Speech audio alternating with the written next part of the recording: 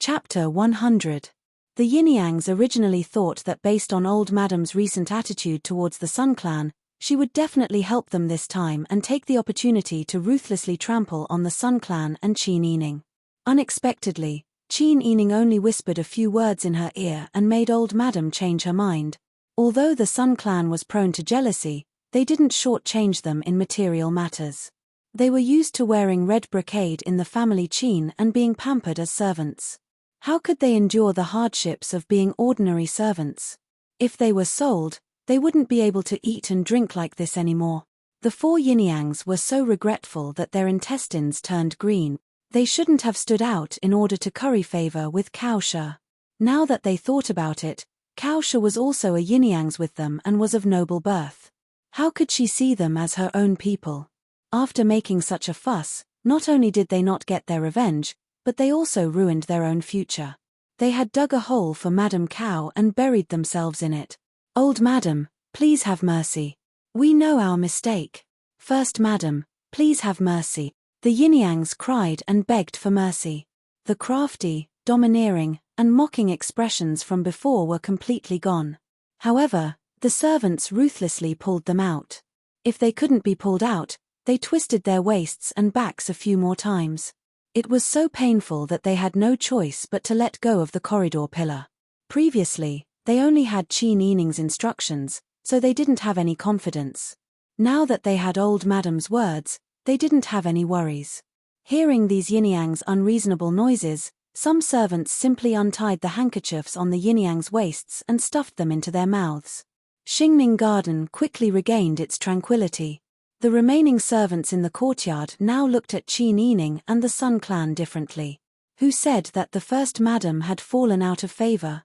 Who said that the fourth Miss had fallen out of favor? If she had really fallen out of favor, why would old Madam support the fourth Miss and the first Madam so happily?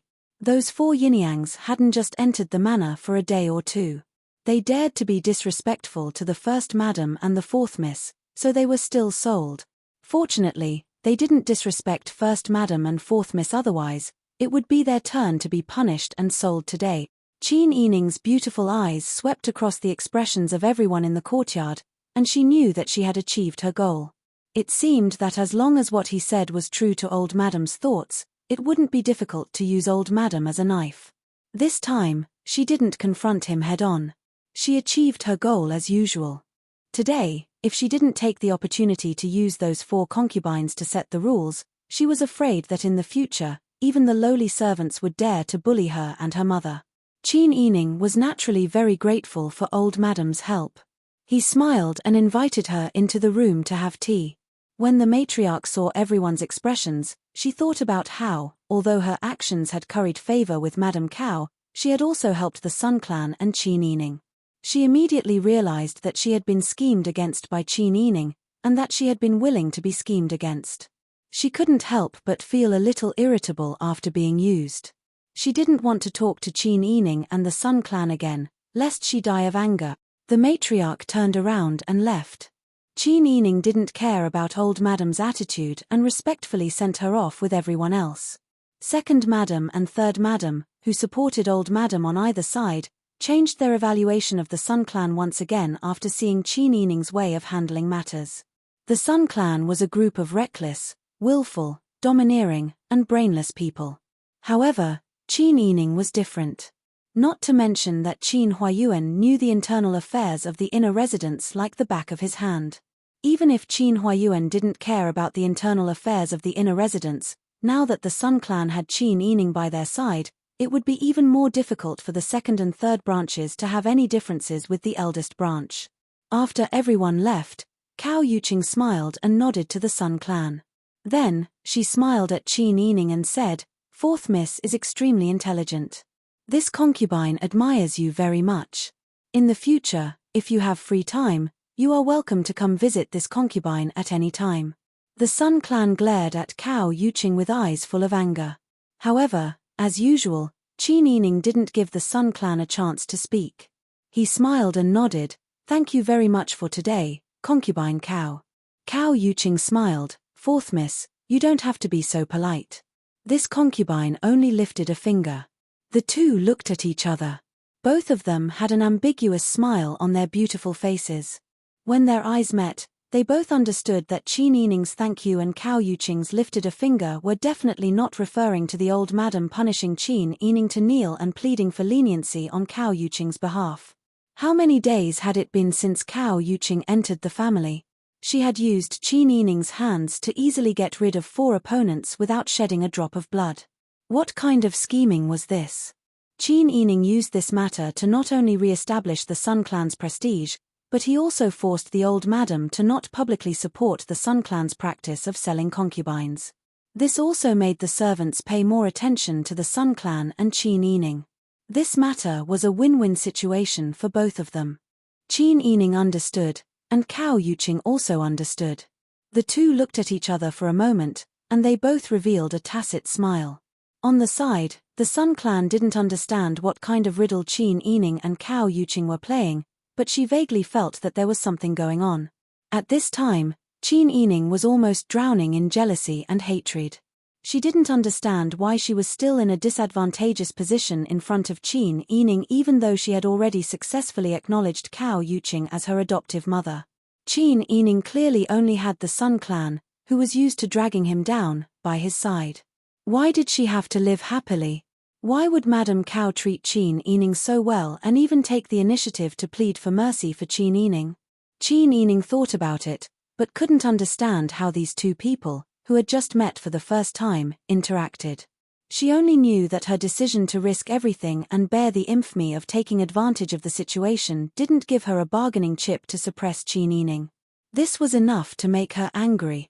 After Cao Yuqing and Qin Yining left, Qin Yining helped the Sun Clan into the room to eat. Speaking of today's matter, Qin Yining gave a brief explanation. Only then did the Sun Clan completely understand Cao Yuqing's scheming and Qin Yining's intentions. They couldn't help but be more convinced of their daughter's quick-wittedness and methods. The news that Qin Yining sent away the 4 concubines with a few words and even received the old madam's support had already spread throughout the entire residence. The old madam originally thought that after Qin Huiyuan returned to the residence and heard that his 4 concubines had been sold, he would at least ask about it. She had even thought of how to explain it. Who would have thought that after Qin Huiyuan returned to the residence, he would lock himself in his study? He even missed the time to come to Ci Xiao Garden to pay his respects. The old madam sent someone to ask, but she didn't see him come out. Second Master Qin Shuiyuan, who also had the opportunity to participate in the court assembly, passed a shocking and unexpected piece of news to the ears of the entire family. "What did you say?" "Say it again." "Daiju wants to negotiate peace with us." "That's right." Qin Shuiyuan nodded and said, "During today's court assembly, Daiju's envoy said that he wants to negotiate peace with us. The location of the negotiation will be in the military camp outside Shihua City."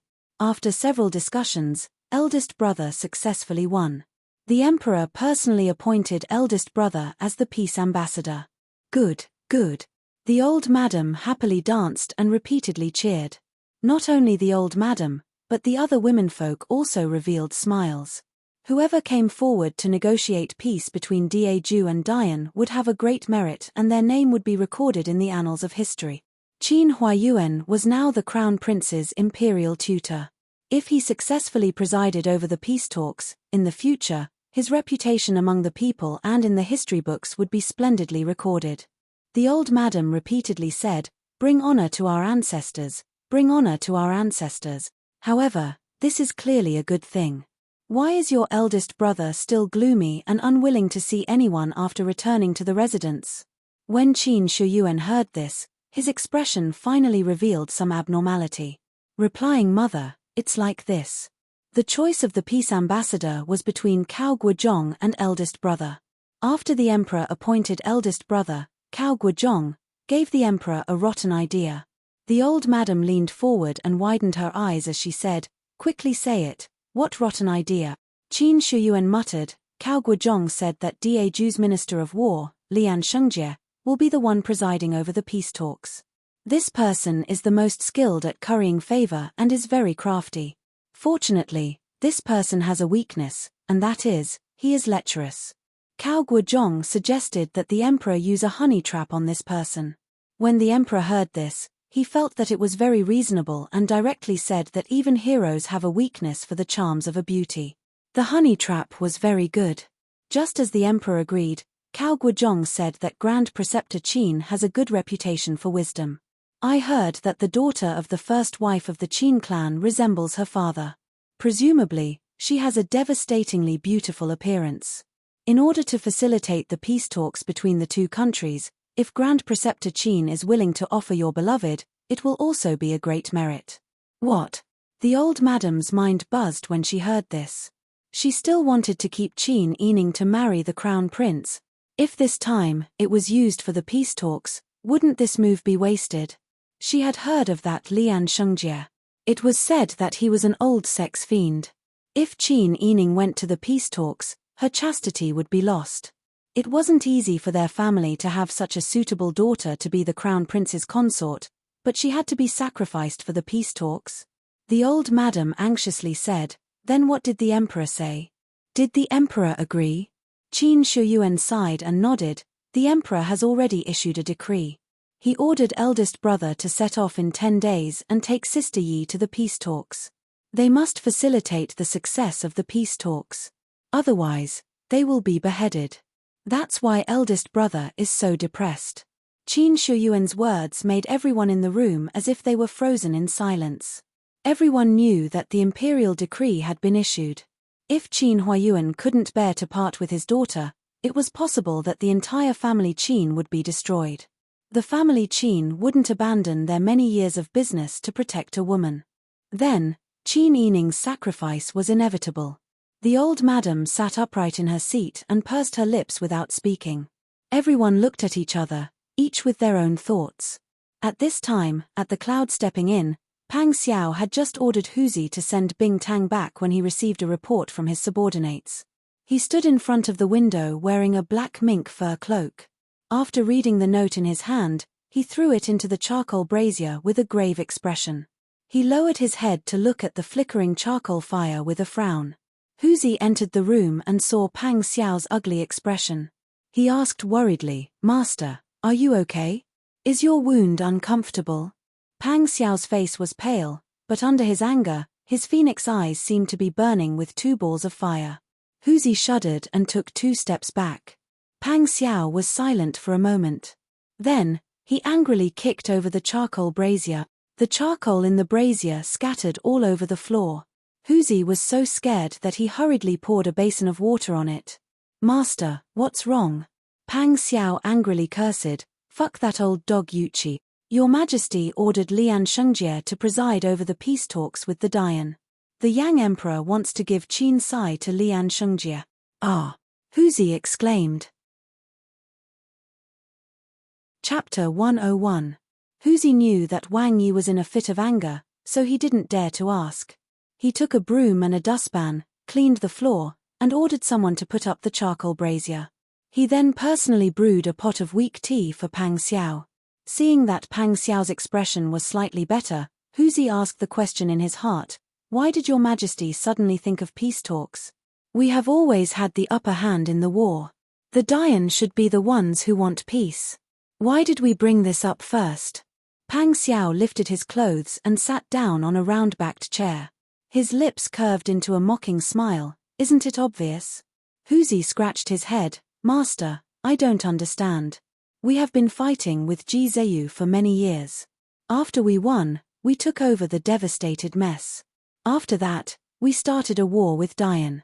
The Taitan in the north have been harassing us, burning, killing, and looting. Ji Zheyu's troops in the north also need to be fed. How much money do you think we have in our treasury? But Daju's troops are strong and powerful. No matter how strong the troops, no matter how strong the horses, they still need to eat to have the strength to fight. Your Majesty immediately declared war on Dian after ascending the throne. Is it just to unify the world?" Huzi blinked his big eyes. After a long time, he let out a long "oh." "I understand now. Your Majesty has taken a liking to Dian's rich land. Moreover, they are soft persimmons. He wants to use the war to support the war." Pang Xiao poured himself a cup of tea and slowly sipped it.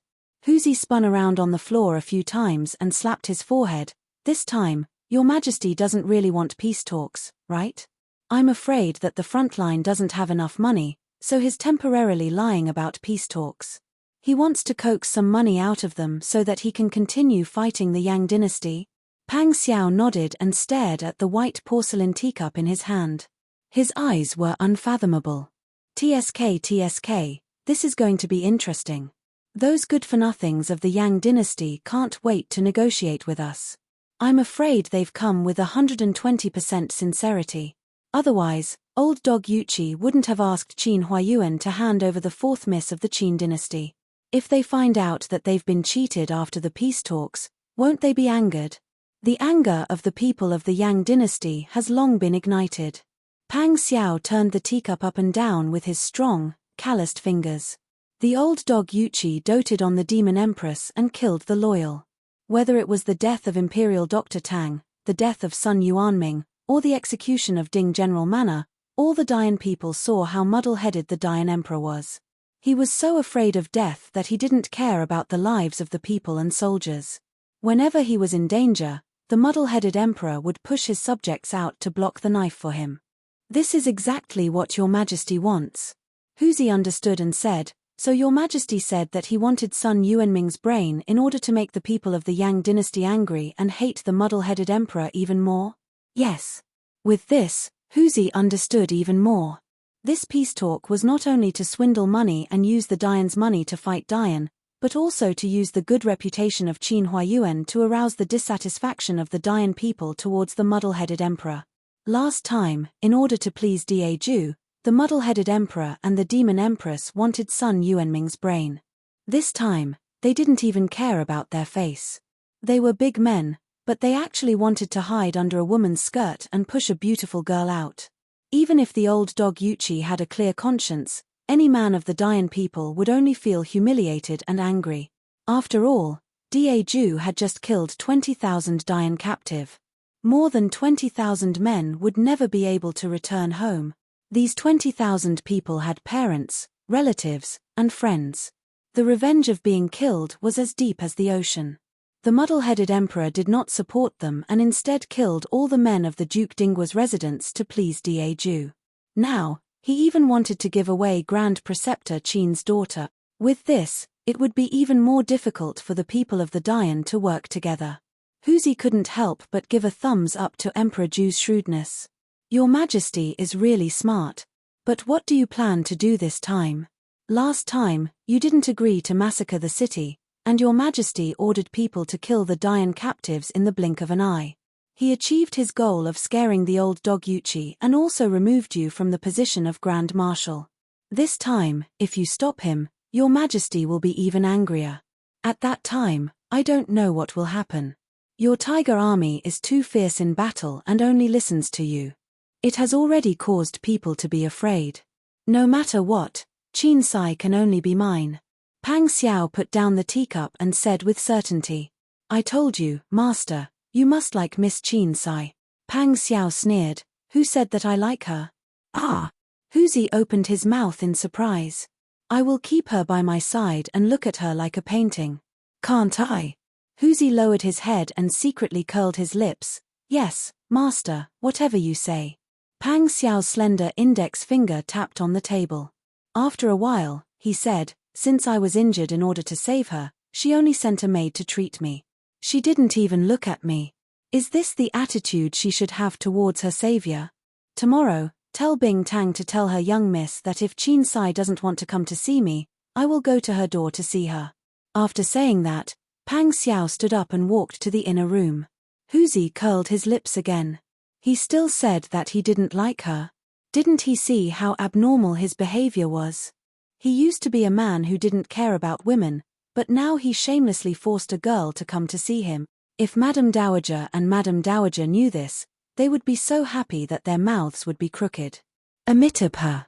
Finally, their precious son didn't have a strange hobby of splitting peaches. At this time, in the capital, the news that Diegu took the initiative to ask for peace, and the emperor arranged Grand Preceptor Qin to preside over the peace talks and also ordered Grand Preceptor Qin to offer his legitimate daughter had already become the talk of the town. No one knew who spread the news, But everyone was saying that the Minister of War in Daju, Lian, was a lecher and had a strange hobby of abuse. No one knew how many flower-like girls he had abused and killed. In the blink of an eye, several versions of the news were spread. The more it spread, the more shocking it was. Many women and people who had daughters at home all broke out in a cold sweat for Grand Preceptor Qin's daughter. Soldiers in the army, civilians, scholars, and courtiers with a little conscience mourned the misfortune of Duke Ding, who had spent his whole life in the military. Now they heard that Duke Ding's granddaughter was going to be given to an old lecher. Not only was her chastity in danger, but her life was also in danger. Everyone was furious. People in many tea houses and wine shops secretly talked about this matter and cursed the fatuous emperor. The emperor had no choice but to send people from the Yamen to patrol the streets and catch rebels who dared to talk about the emperor. For a time, the whole capital was filled with a tense atmosphere. In Qin's mansion, Qin Yining naturally received the news. She didn't faint from fright like the members of the Sun clan, nor did she cry until her eyes were swollen like Bing Tang and Song Lan. She appeared to be very calm and collected. She was even able to sleep soundly. Chapter 102. Qin Yining got up and had Bing Tang and Song Lan serve her to wash and change her clothes. She put on a moon-white plain satin robe and a lake blue 8-piece skirt. Her hair was neatly tied into a cloud bun and held in place by a peachwood hairpin. She put on a sky-blue satin cloak and left the Soaring building with her maidservants. The Soaring building was very close to Old Madam's Xiao garden. After walking for a while, she met Qin Huaining and the 6th young miss who were going to greet Old Madam.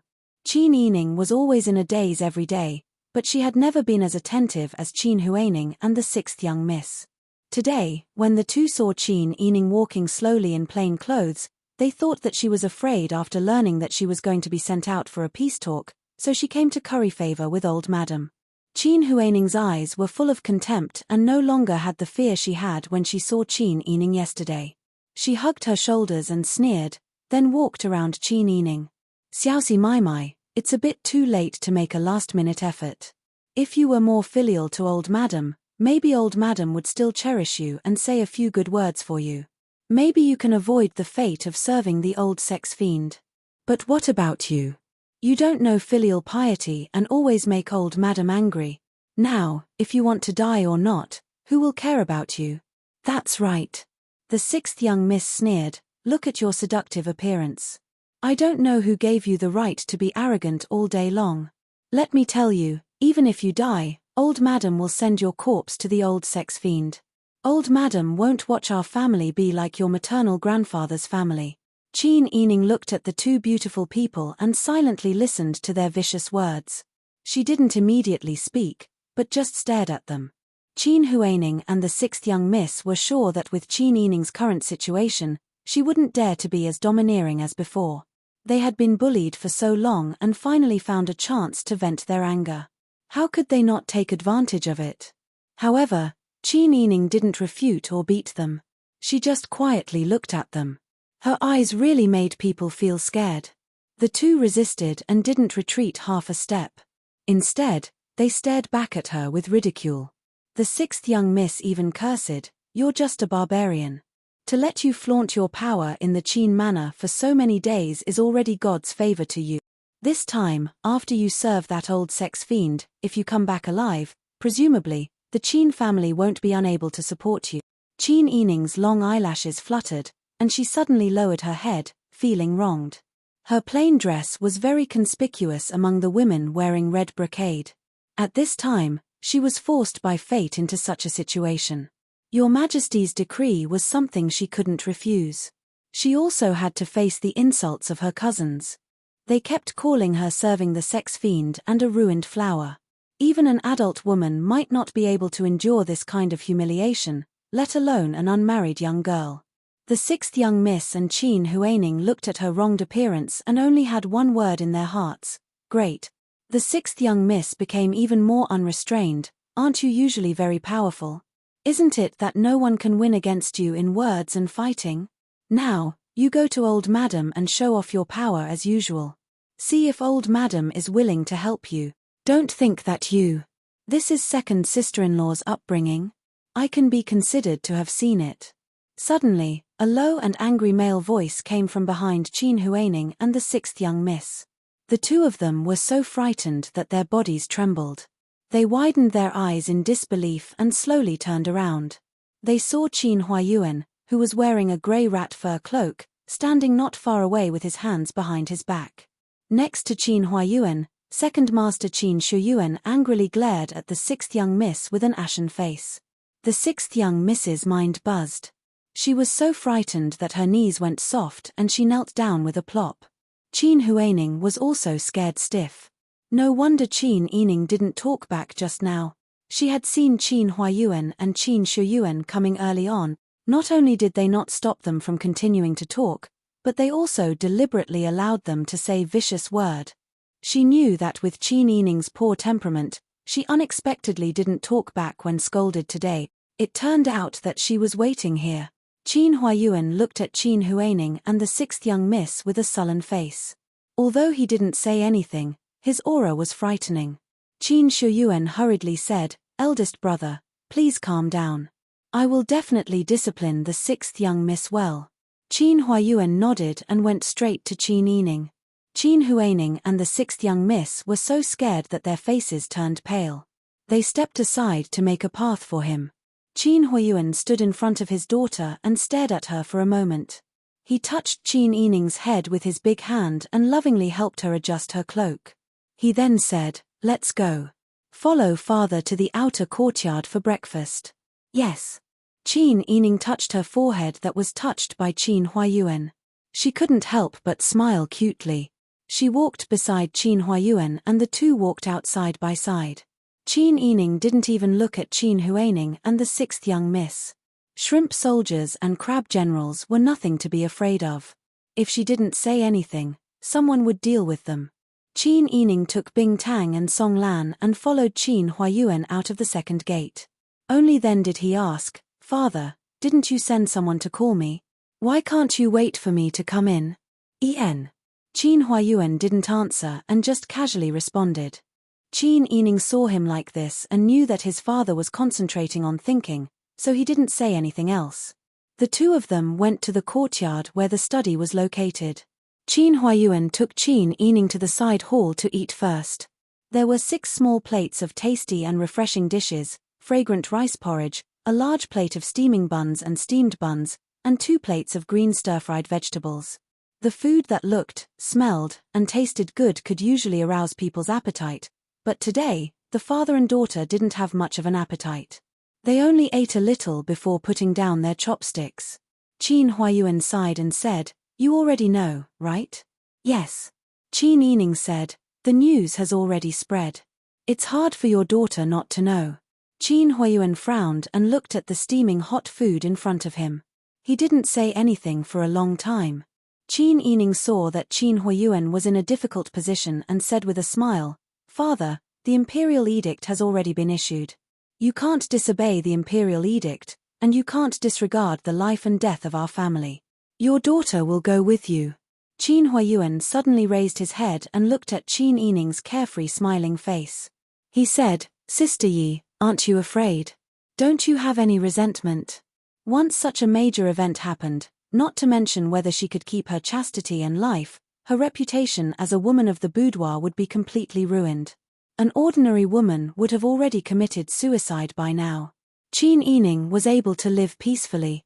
She didn't threaten him with death, nor did she try to escape secretly. Qin Huayuan already felt that she was extremely sensible. Who would have thought she could still comfort him with a smile? She was clearly the one who was hurt. All sorts of feelings welled up in Qin Huayuan's heart. His eyes became hot and he almost couldn't control his emotions. Qin Yining looked at her father's dark eyes and hesitated expression. What else did she not understand? The matter of Duke Ding's mansion is right in front of us. At this critical juncture, no matter if I escape or die, it will only bring disaster to our family.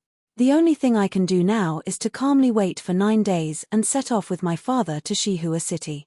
I will try my best to facilitate the peace talks. I can't let this sacrifice be in vain.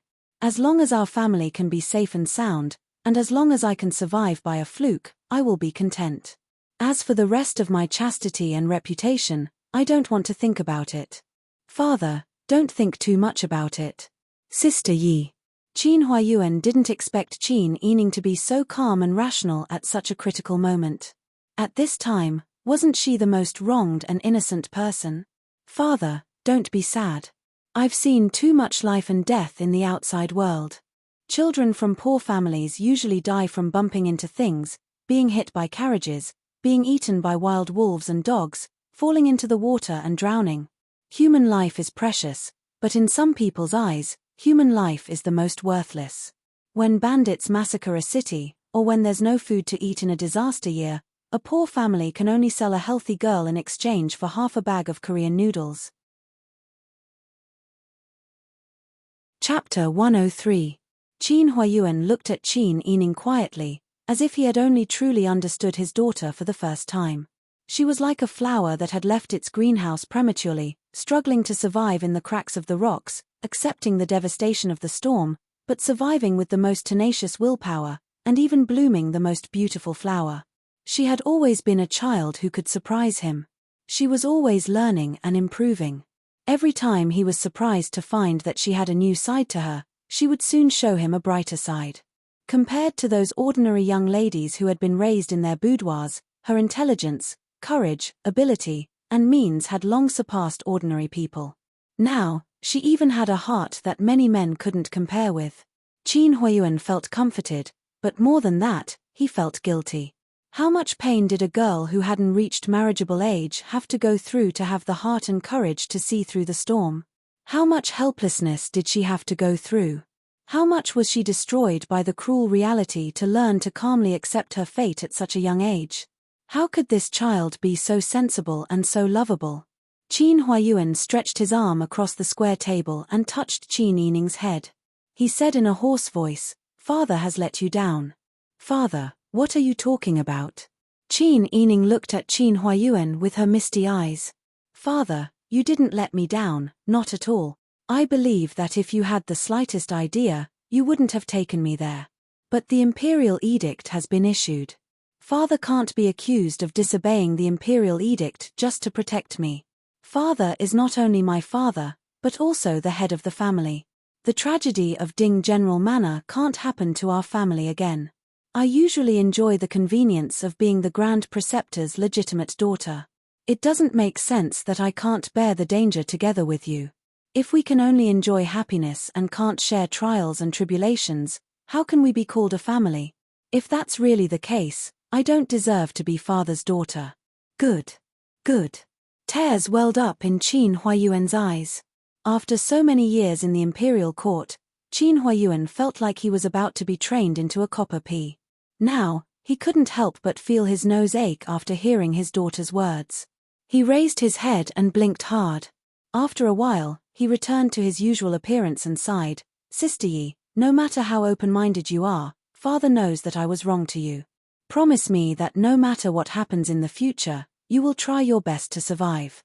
What he was most worried about was that a pure and innocent girl like her would commit suicide because she couldn't bear the humiliation. "Of course. I'm very greedy for life." Qin Yining knew what Qin Huayuan was worried about. He smiled and said, "It wasn't easy for me to survive until now. I've put in a lot of effort to keep my life.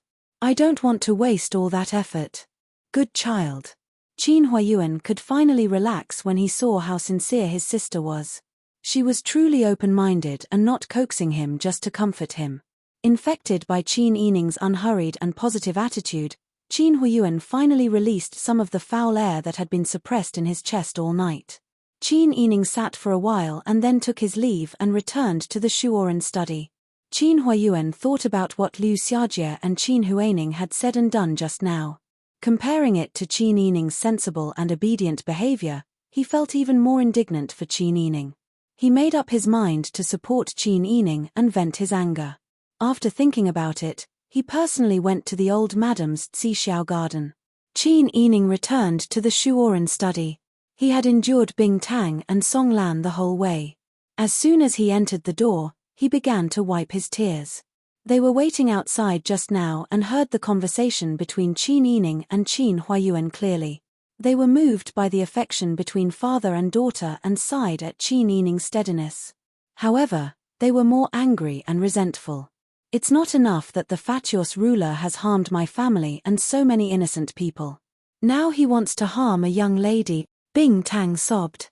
She wiped her tears hard and rubbed her apple-like face red. Qin Yining took a handkerchief and handed it to her. Keep your voice down. Be careful. The walls have ears. I'm not the only one who cursed the fatuous ruler. That old bastard should have died long ago. Bing Tang remembered how well Qin Yining treated her. He wholeheartedly planned for her future. Qin Yining never coveted the money she earned from selling ointments and cosmetics. He even tried his best to help her open up new business opportunities. When the family members of the civil officials sent gifts, Qin Yining gave them to her without hiding anything. The care and concern he gave her in her daily life was not just a little bit. Such an upright and kind-hearted person was now being molested by an old pervert because of the fatuous ruler's words. Why didn't the fatuous ruler choke to death on food and water? Song Lan, Qiu Lu, Liu Ya, and Zhu Mema also sobbed sadly. Qin Yining saw them like this and felt bad in his heart. It would be a lie to say that she didn't feel resentment or fear. It was just that she had seen too much darkness and struggled at the bottom for too long. She learned how to accept her fate and how to fight according to fate's arrangements. Since it was something that couldn't be changed, there was no point in worrying about it and being afraid. What she needed to think about now was how to survive the peace talks and how to live a good life in the future. When the servants saw how calm Qin Yining was, it would be bad if they continued to cry, so they wiped their tears. Bing Tang blew his nose and then remembered the important matter. He pulled Qin Yining to a corner and whispered, "Miss, the young master in the inn sent someone to send you a letter today. He said that you didn't visit him for so many days and that it was perfunctory. He asked if you have forgotten about his life-saving grace and don't want to care about him anymore." Hearing this, Qin Yining was stunned and smiled awkwardly. She didn't forget Yarojishi's life-saving grace, but her mother had been suppressed these days and was in a bad mood. She was so busy with the matters in the inner residence that her head was in a mess. Bing Tang went to treat Yarojishi with acupuncture every day and she would also ask about the progress of the treatment. However, she never thought of personally visiting him. Qin Yining thought about it and said, "Forget it, I'll go take a look. I have to leave on the 16th of the first month and there are still 9 days left. I don't know what arrangements the emperor has for me during this time. Why don't I take advantage of today's free time to go see him and say goodbye?" The word goodbye made people feel uncomfortable. Bing Tang nodded silently and went to order people to prepare the carriage. Qin Yining took Bing Tang, Song Lan, and Qiu Lu back to Qin Huayuan and left. Old Madam's heart was biased to the extreme and Qin Yining avoided interacting with her. Pang Xiao had specially bathed and changed his clothes today and changed into a moon-white brocade robe. At this time, he was sitting on the Arhat bed next to the window and reading a book. He sat upright with a focused expression and was reading very seriously. However, he hadn't flipped a single page of the book since he woke up this morning. Huzi went back and forth to pour tea and water. Seeing Pang Xiao's seemingly refined but actually daydreaming appearance, his mouth was about to become crooked. If fourth Miss Qin didn't come today, Master would probably go crazy. Just as he was thinking this, he suddenly saw his master stand up. Immediately, Huzi heard the sound of light footsteps and a woman's voice outside. Huzi sighed and went out to greet them. Out of the corner of his eye, he saw Wang Yi sit down again with an indifferent expression. Chapter 104. Qin Yining nodded to Huzi. "Is your young master feeling better?" Huzi said with a smile, "Miss Potato's needle skills are amazing. Young master is much better now." "You're the potato." Bing Tang stomped her feet in anger. "Kitty, I'm warning you. I'm in a fit of anger today. If you call me a potato again, I'll get angry with you." "Hey, you're still calling me Kitty." Huzi stuck his tongue out at Bing Tang. "What can you do even if you get angry with me, little potato?" Bing Tang's apple-like face was red with anger. She glared at Huzi with her big eyes and pulled out a silver needle used for acupuncture and was about to stab him. Huzi felt comfortable being stared at by her and laughed even more happily. He jumped away and let Bing Tang chase after him. Qin Yining looked at Song Lan and Qiu Lu. He smiled and said, "Wait for me outside." "Yes." Song Lan and Qiu Lu bowed and left. Qin Yining entered the room and walked slowly to the inner room. Passing through the floor-to-ceiling window, he saw Yaro Jishi lazily leaning on the Ahat bed next to the window, reading a book. The sun shone through the paper behind him, outlining his tall figure with a faint golden halo. His ink-like and sable fur collar were sprinkled with a layer of starlight, dyeing his well-defined and tough facial features with a bit of gentleness. The scene in front of her gave her a feeling of peace and serenity. This was a feeling she had never felt before. Qin Yining couldn't help but laugh. His voice was also tinged with a gentle smile. "Young Master Yarrow." Pang Xiao heard her voice and couldn't help but smile. However, he still stubbornly maintained his posture of reading a book. He didn't even raise his head and said lazily, "What a rare guest. I thought you had already forgotten about me." His tone sounded sour no matter how one listened to it. Qin Yining said apologetically, "I've always been concerned about your injuries. It's just that something happened at home, so I couldn't find the time. Fortunately, Bing Tang would update me about your condition every day. Knowing that Gongzi's condition is improving, I'm relieved." Pang Xiao snorted. He raised his head and cast a sidelong glance at her. "What you say sounds good." He sat cross-legged lazily. When he lifted his chin and looked at Qin Yining, his almond-shaped eyes seemed to sparkle. Only then did Qin Yining realize that this person's eyelashes were very long, and his eyes were very handsome. When Qin Yining saw him like this, he inexplicably thought of the leader of the herd of wild horses that had once saved him. It was just as handsome, just as fierce, and obviously had an extremely irritable temper. If they were to meet head-on, it wouldn't let anyone ride it even if it was beaten to death. In order to repay the kindness of accompanying it, she took the initiative to cut grass and feed it, and took the initiative to bathe it. That fiery head horse was actually willing to let her ride it. So to deal with this kind of temper, no matter if it was a wild horse or a wild Gongzi Yarrow, the only way was to appease it. Thinking of this, Qin Yining's smile became even warmer. He bowed sincerely and said, "It's my fault for neglecting you recently. It's really because something happened at home." After thinking for a while, he continued, "You also know about my family's situation. Cao Guo's eldest daughter has become my father's concubine. The situation in the Fu has changed, and my mother's temper isn't liked by old madam. These few days have been really hard. I wasn't able to come and see you, so I'm really neglecting you. Gongzi Yarrow is a magnanimous person, so please don't blame this little girl." She was willing to talk about her family's situation with him, which meant that she didn't treat him as an outsider. Although Pang Xiao had many ways to find out about her family Qin, these words came from Qin Yining's mouth. Even if she only said a few words, it still made Pang Xiao feel happy. Pang Xiao snorted again. There was a smile at the corners of his eyes and eyebrows. He proudly raised his chin and said, "Forget it. Since you sincerely admit your mistake, this Gongzi is a magnanimous person and reluctantly won't bicker with you." Qin Yining beamed with joy and said, "Then thank you very much. What are you smiling for? It's so ugly." Pang Xiao looked at her smiling face and only felt a numbness on his back. Even his brain was about to go numb. His neck and ears turned red, and he forced himself to look away with a cold face. "A few days ago, you said that you would be responsible for me and would serve me for a lifetime. You even called me Dada, but you refused to pay attention to me. I thought that you were ungrateful and didn't intend to repay me." Qin Yining's face turned red. Dada was an intimate name a woman used to call a man when lovers or husband and wife talked in private. Qin Yining also heard it by chance when he was listening to a book in the marketplace. Last time, he deliberately tricked her into calling him Yarrow Dada. The homonym was Dada. Thinking of his indecent behavior, Qin Yining used a lot of strength to stop himself from murdering his savior. Huzi had had enough of Bing Tang by now. He smiled and brought over a teacup. "Fourth miss, please have some tea." Qin Yining sat down on a round-backed chair with a thick cushion. He lowered his head and sipped his tea, refusing to pay attention to him anymore. Pang Xiao, however, held his chin. While Qin Yining was not looking at him, he unscrupulously admired the beauty.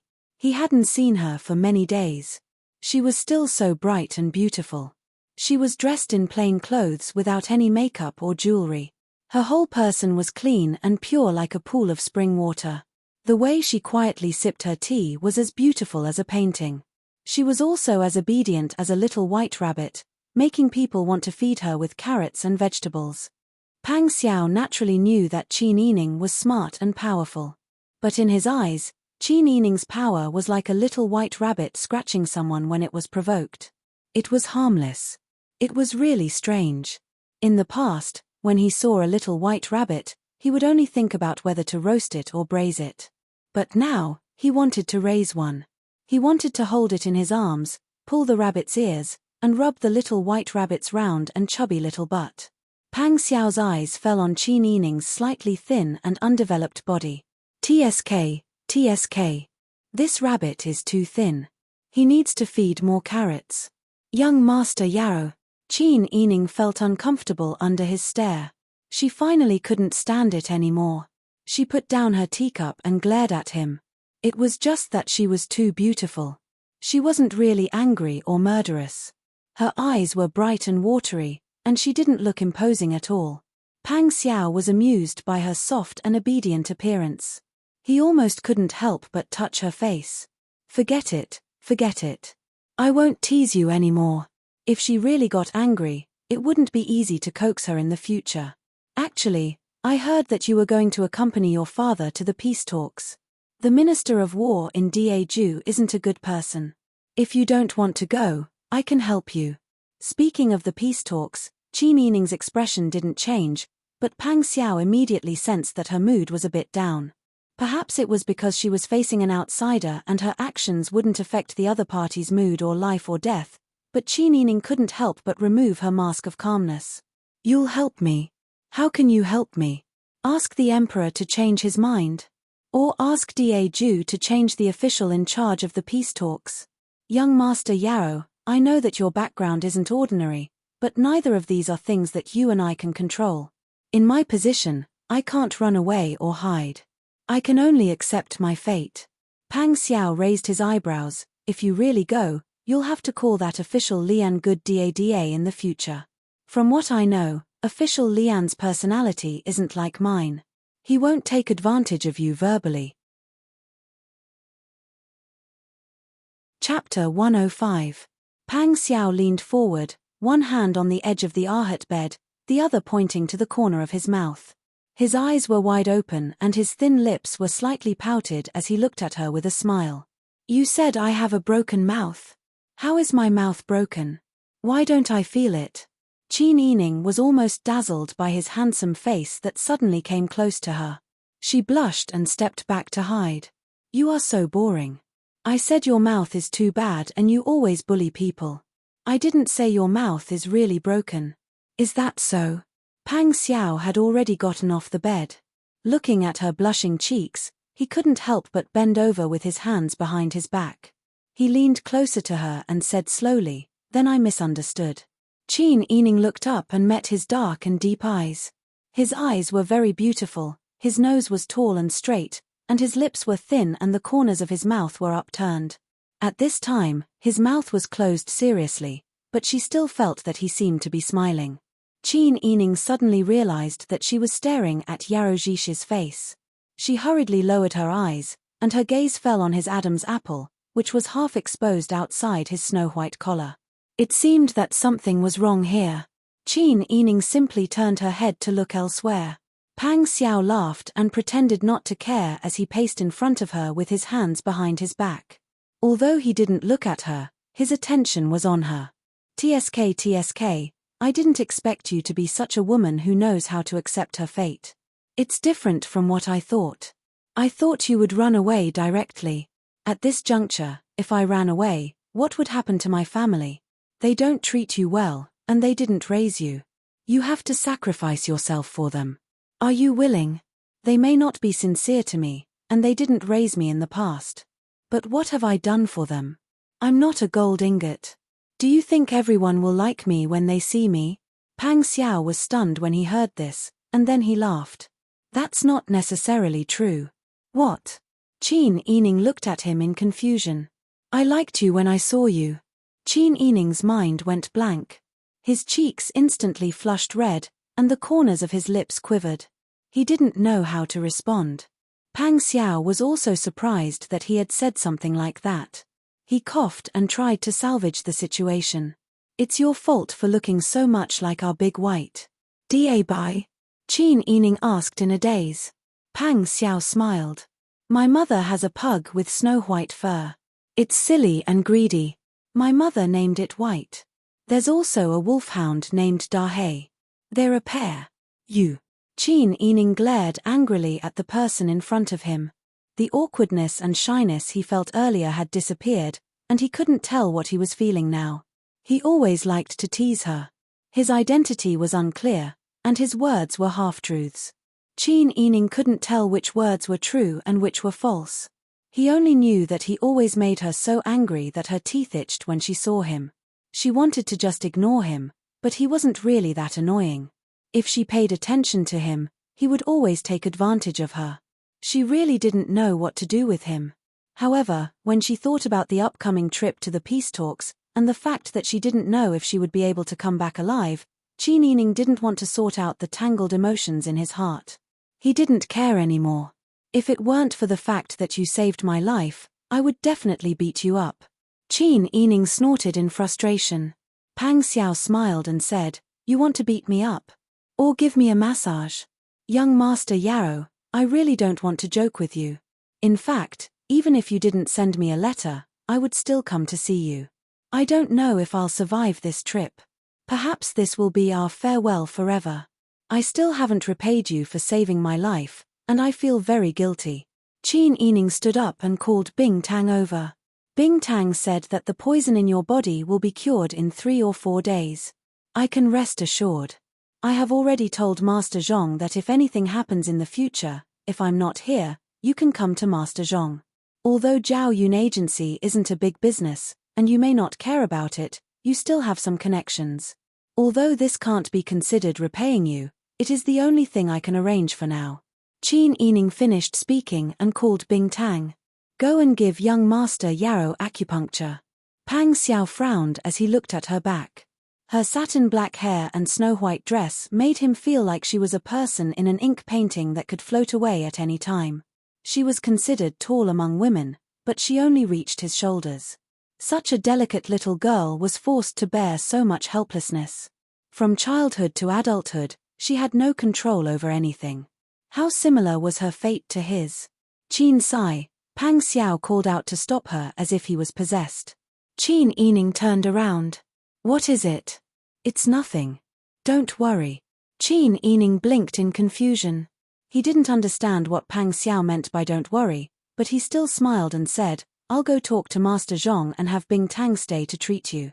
Young Master Yarrow, let's part here. Pang Xiao raised his eyebrows and smiled. He waved his hand and said, It's fine.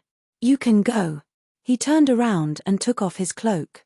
Qin Yining didn't stay any longer and went to talk to Master Zhong. The news that Qin Yining was going to follow Qin Huayuan to participate in the peace talks had already spread throughout the world. Many people were cursing the incapable ruler behind his back. When Master Zhong heard the news, he was so upset that he couldn't sleep that night. Now that he saw Qin Yining, Master Zhong almost cried in front of him. He repeatedly cursed, how muddle-headed, muddle-headed. Master is such a good person. Why did he have to be involved in such a thing? The most important thing for a girl is her reputation. If he really went to Shihua City, realizing that his words would cause Qin Yining to panic, Master Zhong wiped the tears from the corners of his eyes. What a sin. Qin Yining could feel Master Zhong's concern for him. He smiled and personally poured a cup of tea for him. I've always thought that I was lucky.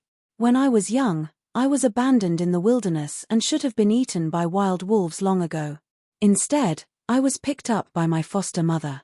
When I was 7 years old, my foster mother was critically ill. I had originally decided to sell myself in exchange for money to treat her illness. However, I met a kind person who gave me a sum of money. When I was 8 years old, my foster mother died of illness. I went deep into the mountains by myself. I thought that one day I would die. Who would have thought that I would be lucky enough to survive? Later, I thought that I would most likely have to hunt for the rest of my life. However, my father's men found me. At this point, Qin Yining looked at Master Zhong with a smile and comforted him. It can be seen that in a person's life, if you don't take the last step, you will never be able to determine whether what is in front of you is good luck or bad luck. Master Zhong was infected by Qin Yining's optimistic attitude. His heart was suddenly filled with pride. Master's young miss is really broad-minded. This old man has lived for so many years, but I can't compare to young Miss. Master Zhong really knows how to joke. In fact, to tell you the truth, I'm really scared to death. However, when it comes to the end, what's the use of being scared? Just like how we all know that we will die when we are born. Don't we want to live? Even if we are scared, we still have to live. When the boat comes to the bridge, it will cross the bridge. We can only resign ourselves to fate. Master Zhong heard this and couldn't help but smile. Isn't that true? Qin Yining explained a bit to Master Zhong. In the end, he said in a low voice, I'm afraid that I won't have much luck. If I don't come back, the Emperor may take back Zhao Yun Agency for his own use. Previously, when the Emperor didn't seize Dinghua Manor, he was already thinking about Zhao Yun Agency's property. If something happens to me, the Emperor will be justified in taking back this place. Master Zhong is the old shopkeeper of Zhao Yun Agency. The Emperor won't treat you unfairly. However, I'm worried about my grandmother and the others. When Qin Yining was here, she could use the convenience of her identity to rent out the womenfolk of Dinghua Manor and raise them with money. However, once she was gone, the Emperor would become the owner of Zhao Yun Agency. He wouldn't raise people to eat for free. Master Zhong sighed and said, Master, my words carry little weight. I can't guarantee anything. However, I can promise you that within the scope of my ability, I will definitely help Old Master's madam. When Old Master was here, he treated me well. You also saved my family's life. I haven't repaid this kindness yet. If something really happens to you, you can rest assured that I will do my best to take care of them. If it really doesn't work, I will give them a sum of money to let them escape. Qin Yining nodded and said gratefully, Thank you very much. When the tree falls, the monkeys scatter. Now that she was about to fall, even her own cousins and grandmother wanted to step on her a few times. However, Master Zhong didn't hit her when she was down. He even promised to help the widow of Dinghua Manor. Qin Yining was very touched. While she was talking to Master Zhong, the Bing Tang acupuncture treatment for Pang Xiao was already done. Qin Yining took the maidservants back to Qin Manor. For the next few days, Qin Yining didn't go out. He only stayed in Xingning Garden to serve the Sun Clan. The Sun Clan suffered a series of blows. First, they learned that the daughter they raised for 14 years was a fake. Then, Sun Yuanming died and all the men of Dinghua Manor were executed. Then, Qin Huayuan took Madame Cao as his concubine. The huge difference in everyone's attitude towards her became the straw that broke her back. Now, Qin Yining was going to be offered to an old sex fiend. He might not even be able to come back alive. The relationship between the Sun Clan and Qin Yining was just getting better. How could she bear to see her daughter jump into the fire pit? Under the combined attacks of several factors, Madame Sun fell ill. Qin Yining was busy taking care of the sick every day. He didn't care about anything else. In the blink of an eye, 8 days passed. On the 15th day of the first lunar month, Nanny Jean and Qin Yining said goodbye and returned to the palace. Before leaving, Qin Yining sincerely bowed and thanked Nanny Jean. In this short month, Qin Yining learned a lot from Nanny Jean and benefited a lot.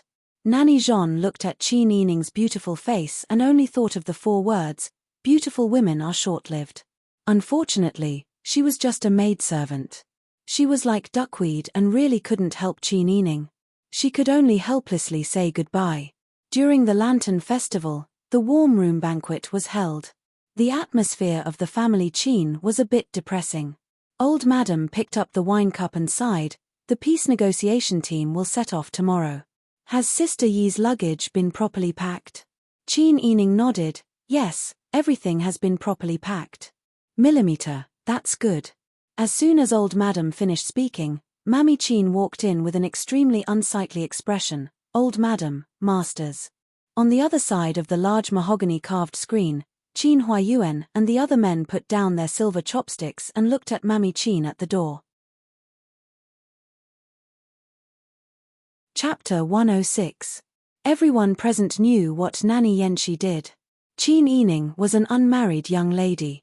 Even if Qin Huayuan was going to take her to the old sex fiend in Daeju, she couldn't brazenly call a nanny to teach her how to serve a man. She wasn't going to get married, and she wasn't one of those prostitutes in brothels who wanted to sell their bodies.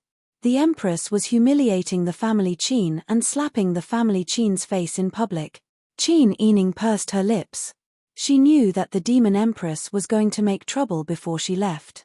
Everyone present didn't have a good expression. The Sun Clan had been sick for the past few days and was very weak.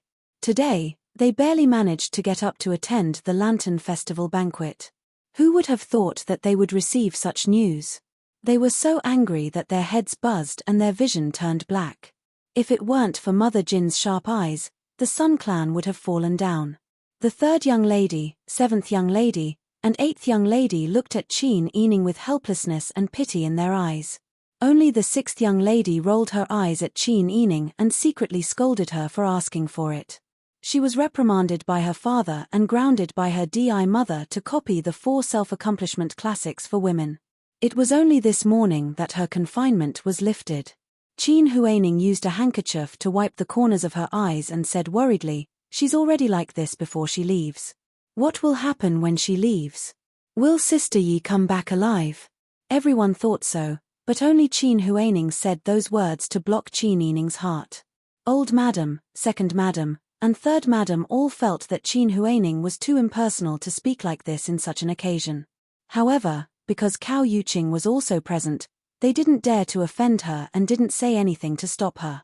The Sun Clan was so angry that they coughed again and glared at Qin Huaining with ashen faces. They didn't expect that after raising her for 14 years, she would raise an enemy. Qin Huaining smugly looked at the quiet Qin Yining and the miserable Sun Clan. Unexpectedly, Cao Yuqing frowned and reprimanded her. "Qin Huaining, are you talking like a human? Shut up." Qin Huaining's eyes widened in shock. He didn't come back to his senses for a long time. She didn't understand why Cao Yuqing kept speaking up for Qin Yining. Why did everyone in this family like to Qin Yining? Why did everyone target her? The fight between the womenfolk only lasted for a moment. On the other side of the screen, Qin Huayuan and Qin Shuyuan all looked solemn. Among the younger generation, First Master Qin Yu and Second Master Qin Han were somewhat unable to remain calm. Qin Han had a chivalrous heart and loved to fight for justice. Now, he slammed the table and stood up, saying anxiously, "Uncle, we can't let others bully Fourth Sister like this."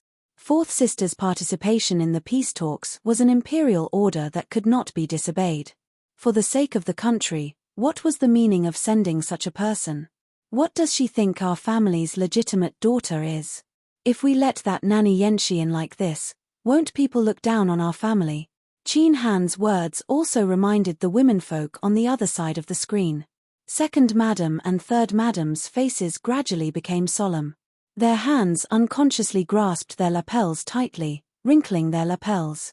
If they really let Nanny Yanxi in, they were afraid that all kinds of rumors would spread. Where would the dignity of family Qin's daughters go? Not to mention other things, their second and third branches still had unmarried daughters. Second Madam and Third Madam both looked at the Sun Clan for help. However, the Sun Clan only cared about being angry and didn't look at them. Presumably, she didn't have extra brain power to think about this. The two looked at Old Madam, but Old Madam just lowered her head and drank tea. She didn't look at them or anyone else. The two knew that Old Madam had thought of everything, but she refused to say anything. She was afraid of offending the Demon Empress's sister. The two mothers were so angry that their faces turned red, but their hearts were cold. What kind of mother-in-law did they have? Second Madam hesitated and was about to speak, but unexpectedly, Qin Yining said first, "Father, you have to think twice about this. Your daughter is destined to be abandoned, but there are other sisters in the family. They still have to be human." His words made Second Madam and Third Madam look at Qin Yining gratefully. The girls now also realized the seriousness of the matter, and they nervously frowned. Some of them lowered their heads in silence, and their emotions couldn't be seen clearly. Some looked at Qin Yining gratefully, and some, like Qin Huaining and Sixth Miss, angrily glared at Qin Yining, resenting her for implicating them. Qin Huiyuan slowly stood up, walked to the door with his hands behind his back, and ordered Mammy Qin, "Call someone here." "Yes." Mammy Qin answered and retreated. Not long after, a 35-year-old woman wearing a red dress with floral patterns walked in quickly. She had makeup on her face and wore a big red silk flower on her head. She was dressed very jubilantly.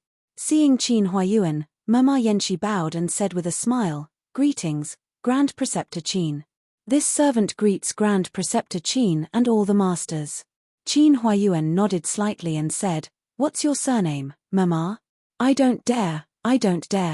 This servant's surname is Jiang." "Yes, Mama Jiang." Qin Huayuan smiled and asked gently, "Did you come here today because of the Empress's order or the Emperor's order?" Mama Jiang quickly looked up at Qin Huayuan. She wanted to say something with a smile, but although Qin Huayuan's smile was gentle, his eyes were too cold. Mama Jiang's smile almost froze, and she hurriedly bowed again respectfully. "Grand Preceptor, this is the Empress's verbal order."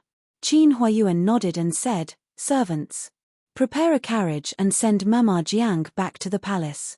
Mama Jiang widened her eyes in astonishment. Old Madam, who had been silent, suddenly stood up and rushed out of the screen. She grabbed Qin Huayuan's sleeve and said, "Brother Meng, you can't." Seeing Old Madam like this, Second Madam and Third Madam almost wanted to learn from the Sun Clan and scold this extremely selfish and wicked woman. Even Second Master and Third Master knitted their brows and pursed their lips. Qin Huayuan didn't get angry because he knew Old Madam's temperament too well. He only comforted her and said, "Mother, don't worry. Your son has his own ideas. I'll tell you later." Old Madam looked at Qin Huayuan hesitantly. After a long time, she slowly nodded. Qin Huayuan instructed Mammy Qin, "Wrap a big red envelope and give it to Mama Jiang." He turned to Mama Jiang and said with a gentle smile, "Mama Jiang, please go back to the palace and give a message to the Empress for this official." "Yes. This servant will definitely do it." "Grand Preceptor, please say it. I will remember the Empress's good intentions. In the future, if the Qin manor marries a daughter, I will definitely ask Mama Yanxi to come and serve." This was a warning to the Empress. Family Qin wasn't marrying a daughter. There was no need for her to pretend to be kind. Mama Jiang's face turned pale. She hesitated and said, "But the Empress's verbal order. If the Empress insists, then please ask the Emperor to issue an imperial edict. When I see the imperial edict, I will definitely do it." The implication was that if they didn't disobey the imperial edict, they would be loyal and patriotic. The dignified Grand Preceptor Qin's manner wouldn't put a harem girl like you in their eyes. Such a tough attitude showed that they were angry and wanted to go against the Empress. Some of the family Qin people were secretly happy. Some were worried and almost fainted like Old Madam. However, Cao Yuqing stood up and said to Mama Jiang, "Go back and tell Cao Yuro not to meddle in our family's affairs. Just take care of her own stall." Mama Jiang's cold sweat flowed down.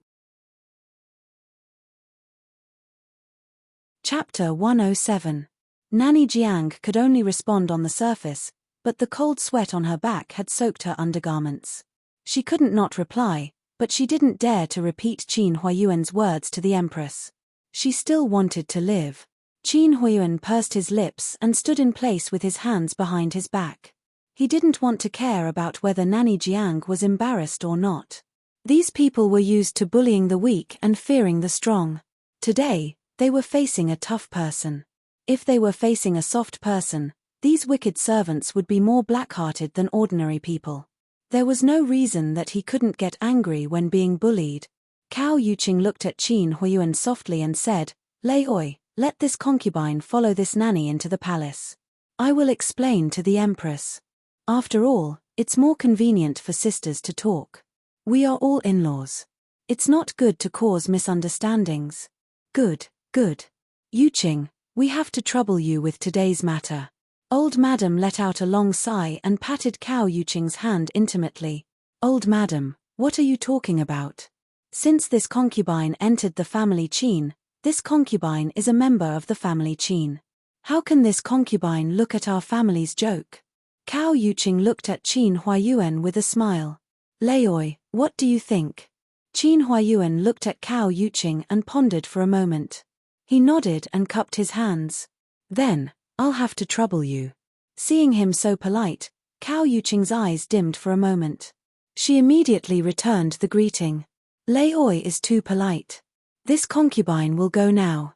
If it's late today, this concubine will stay with the empress and come back tomorrow. Laoi and old madam can rest assured. After saying that, Cao Yuqing called Nanny Jiang and went out with her personal maidservant. Old madam put her palms together and bowed to the sky. Amitabha. Fortunately, we have such a virtuous person in our family. She's not like the kind of person who only knows how to cause trouble and only knows how to cause trouble. She's not helpful to the family at all. Obviously, she was talking about the Sun clan. Qin Huayuan frowned and said, Mother, it's getting late. We have to leave tomorrow. I'll go back and make some preparations.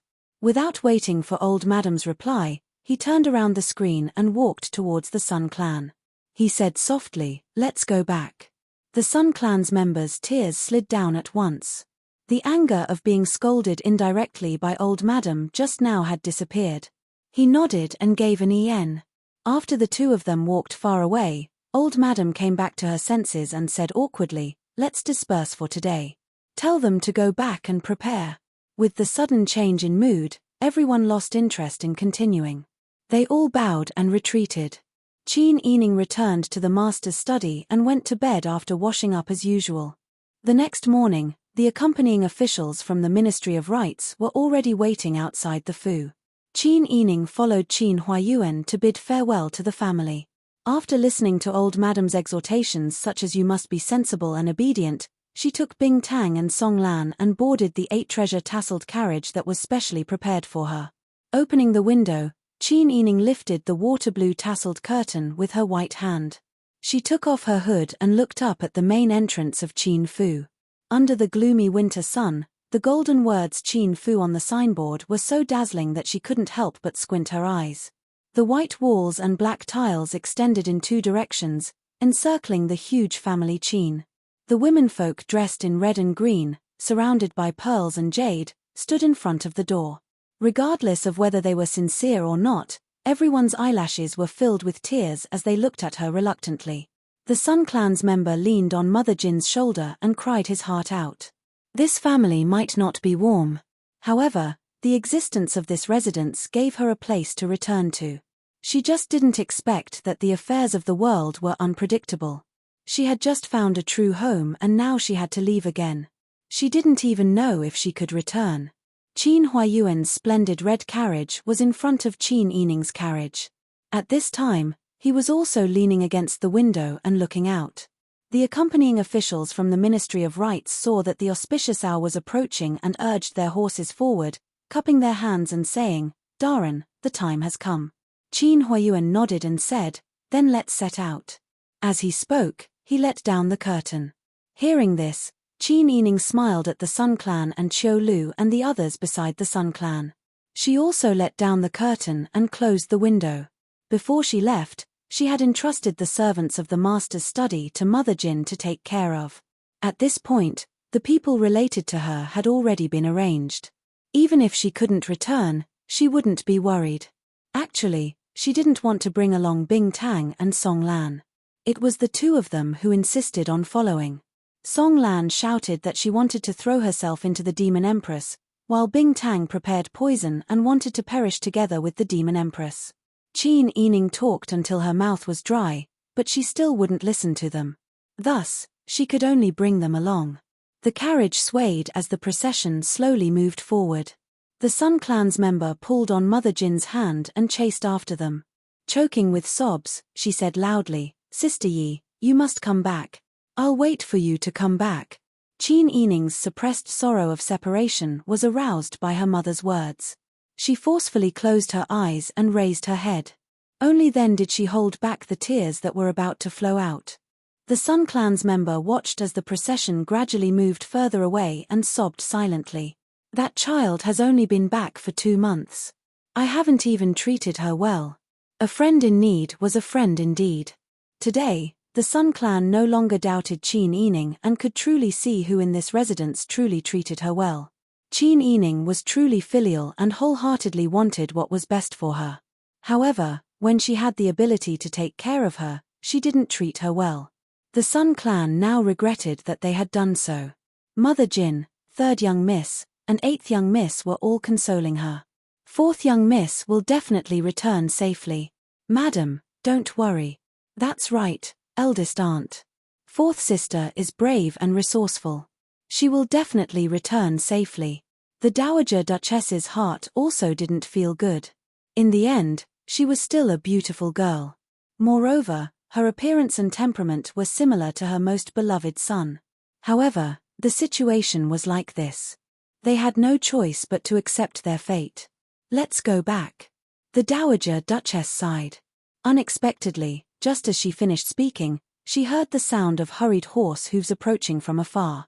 Everyone turned their heads to look and saw the Crown Prince, wearing a light purple cloak with a white fox fur collar, quickly approaching. Behind him, a group of eunuchs wearing iron-grey cotton clothes hastily urged their horses to chase after him. Yu Qiyang didn't dismount and anxiously asked, "Where is 4th young miss? Has she already left?" He didn't ask Qin Huayuan, the Grand Tutor, but instead asked Qin Yining. How could anyone not understand the Crown Prince's thoughts? If it wasn't for the Emperor's edict this time, their family might have a Crown Prince consort. In the future, they might even have an Empress. When the Dowager Duchess thought of this, it was as if someone had gouged out a knife in her heart. She wrung her hands and shook her head. Gone, already gone. Gone. Yu Qiyang's heart skipped a beat. Could it be that Qin Yining wasn't willing to be humiliated and committed suicide? Seeing the Crown Prince's face instantly turn pale, the second madam on the side hurriedly said, "Your Highness, 4th young miss just set off with Grand Tutor Qin. If you quickly catch up now, you will definitely be able to make it." Only then did Yu Qiyang seem to come back to life. Color gradually returned to his face. He nodded to the second madam, the Dowager Duchess, and the others, then spurred his horse to catch up. Your Highness, Ayo." The eunuchs also hurriedly chased after the Crown Prince. The traveling group chose the main road that was sparsely populated, but Yu Qiyang panicked and didn't choose the right path. He chased along the market and naturally didn't find them. When he reached the North City Gate, he discovered that the carriage hadn't arrived yet. Yu Qiyang wanted to turn back. It was the accompanying eunuch who advised him, "If your Highness goes back, what if you get lost again? It's better for your Highness to wait on the road outside the city." Yu Qiyang slapped her forehead and let out a long sigh. This queen was panicking. He calmed his mind and chose a forest 20 li outside the city to wait. In the forest, Pang Xiao and Huzi were perched on a thick tree and eating steamed buns. When they heard footsteps coming from outside, the two slowly stopped eating. Huzi whispered, "Master, it seems that someone is coming." Pang Xiao stuffed the last bite of the steamed bun into his mouth and his cheeks puffed up. Huzi also ate the steamed bun and stood up to look in the direction of the official road. He whispered, "It seems that he is coming to see you off." Looking at his clothes and the people accompanying him, this person should be the Dayan Crown Prince. Pang Xiao leisurely wrapped the fine cotton cloak tightly around his body. He was too lazy to speak. Huzi secretly rolled his eyes. When he saw Miss Qin, he became a ruffian and chatterbox. He didn't even bother to say a word to him. The difference in treatment was too obvious. Huzi sat down beside Pang Xiao and whispered, "Master, should we take the opportunity to kill him?" Pang Xiao raised his eyebrows. "You are one of the Dayan Emperor's men?" Huzi was stunned and shook his head blankly. "No. Then why are you still helping that bastard? Although the Yang Emperor only had one heir, Yuchi Yang, he was also suspicious and guarded against his own son. He was old, but he refused to admit his old age. He had been occupying the position and hoped that his eldest son would die so that he would have one less threat. Keep him. Pang Xiao lazily closed his eyes. Huzi whispered, but we don't have to wait here. With the speed of their carriage, no matter how slow they will arrive at Shihua City in 2 days. What problem can there be in 2 days? Pang Xiao closed his eyes as if he didn't hear him. Huzi knew that he was ignored again, so he could only squat on the branch and play with the bark. Not long after, the sound of carriages and horses came from the official road. Pang Xiao suddenly opened his eyes. He maintained his posture of leaning against the tree trunk as he listened attentively to the movements outside. Yuchi Yang saw the carriages coming and hurriedly rode his horse to meet them. Ride.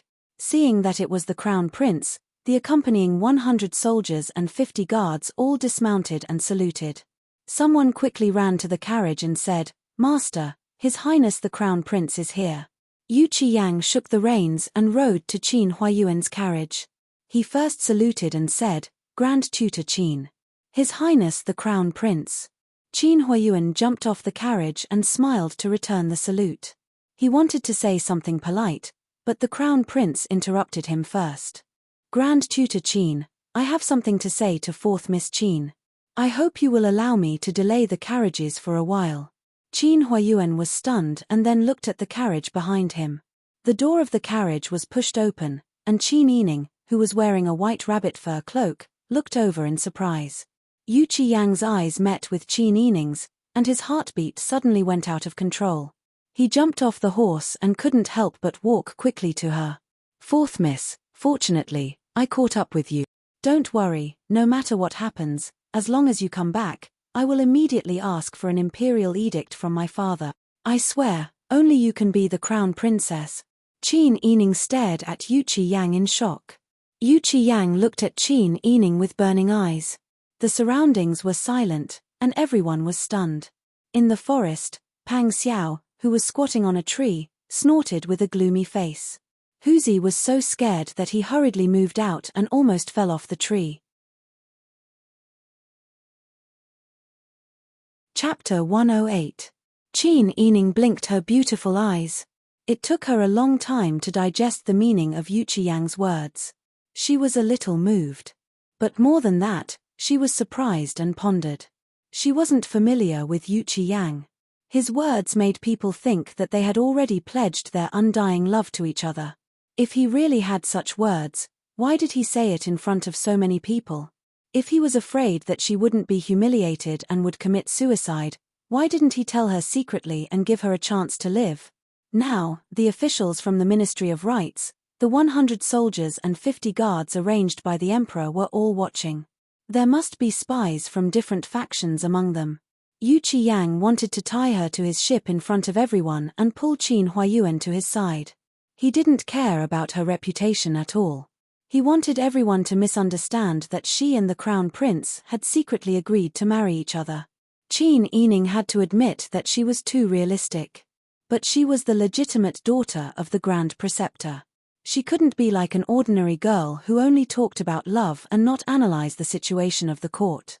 If Yuchi Yang was just a young master from an ordinary family, she would think that he was showing his true feelings. But Yuchi Yang was the Crown Prince. The Crown Prince's position was in danger. The Crown Prince had a close relationship with Ning Guang. When Ning Guang stole the Bing Tang, she went to rescue him and fell into his trap. She was forced to pull Ding General Manor and her father into Ning Guang's camp. That was why Ning Guang was able to successfully impeach Cao Guizhong and offend the Cao family. That was why the Demon Empress set him up, causing Sun Yuanming's death and the Sun family's destruction. So many women had no one to rely on and indirectly caused her mother's difficulties in Qin Manor. This chain reaction was caused by Ning Guang and the Crown Prince's plan. At that time, she naively thought that she was saving people. But the cruel reality taught her a lesson. The Sun family's blood was expensive. With all these experiences, Qin Yining was no longer a young girl who was filled with longing for love. She smiled and supported the hands of Bing Tang and Song Lan as she slowly got off the carriage. She took 2 steps back and bowed. She said crisply, "Your Highness, please conduct yourself with dignity. Since ancient times, marriage has always been decided by the parents and matchmakers. Your Highness' conduct is not in accordance with etiquette." Yu Qiyang was stunned when he heard this. His fair face immediately flushed red. He took 2 quick steps towards Qin Yining and reached out to hold her hand. "Fourth young lady, you've misunderstood. Pa." His hand grabbed hers, but was immediately swatted away by her other hand, leaving a patch of red on the back of his hand. Qin Yining frowned and said coldly, "Your Highness, men and women should not touch each other." Although this subject's daughter was ordered to participate in the peace talks, and the outside world made all kinds of rumors about this subject's daughter was willing to sacrifice herself for the country. Today, Your Highness actually took advantage of this subject's daughter in front of so many people. This subject's daughter's reputation is not in your eyes. Yu Qiyang looked down at his hand in a daze. He then looked at the 100 or so people around them. He then looked at Qin Huayuan, who was frowning. A few simple brain circuits were finally connected. He thought about how Prince Ning persuaded his imperial father to release him from confinement last night. He thought about how Prince Ning urged him to quickly chase after her this morning. Some vague ideas gradually formed in his mind. He felt that he was being used, but he still didn't understand the specific details. He only knew that his confession didn't get Qin Yining's eyes filled with tears. He didn't get her to be moved and give her body to him. Instead, he had taken advantage of her in front of so many people and looked down on her. That's right. She wasn't a brothel girl. She was a proper lady from a noble family. Even if there were only 2 people talking about the matters between a man and a woman, it would still be private. Moreover, he had actually announced it in front of so many people and even wanted to grab her hand. Yu Qiyang was filled with regret. His face had already turned purple. "Tianhan, the Crown Prince is busy with official business. Please go back," Qin Yining said as he curtsied and got back into the carriage. The Crown Prince was stunned in place as he stared blankly at his beautiful back. Qin Huayuan watched everything from the side and naturally understood Qin Yining's considerations. He had a deeper understanding of his daughter's intelligence. In the past, when she schemed with people in the Fu, he could only see her intelligence and methods. Now, her actions truly showed her political acumen and her ability to see the big picture. She had rejected him so harshly not only to protect her reputation, but also to let people know that he, Qin Huayuan, was loyal to the emperor. Even if he became the Crown Prince's imperial tutor, he hadn't become someone else's weapon. Moreover, she was a lady of the boudoir. When faced with such a public molestation, her rebuke was righteous and justified.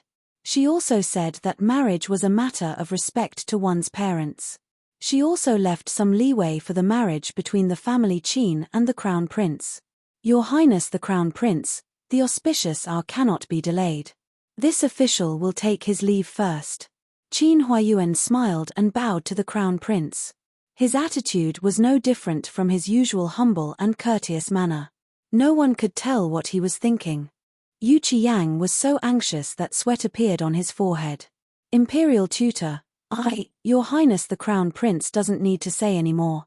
This official understands." "What do you understand?" "I'm just afraid that you understand wrongly." Yu Qiyang screamed in his heart. His lips moved, but he didn't know what to say.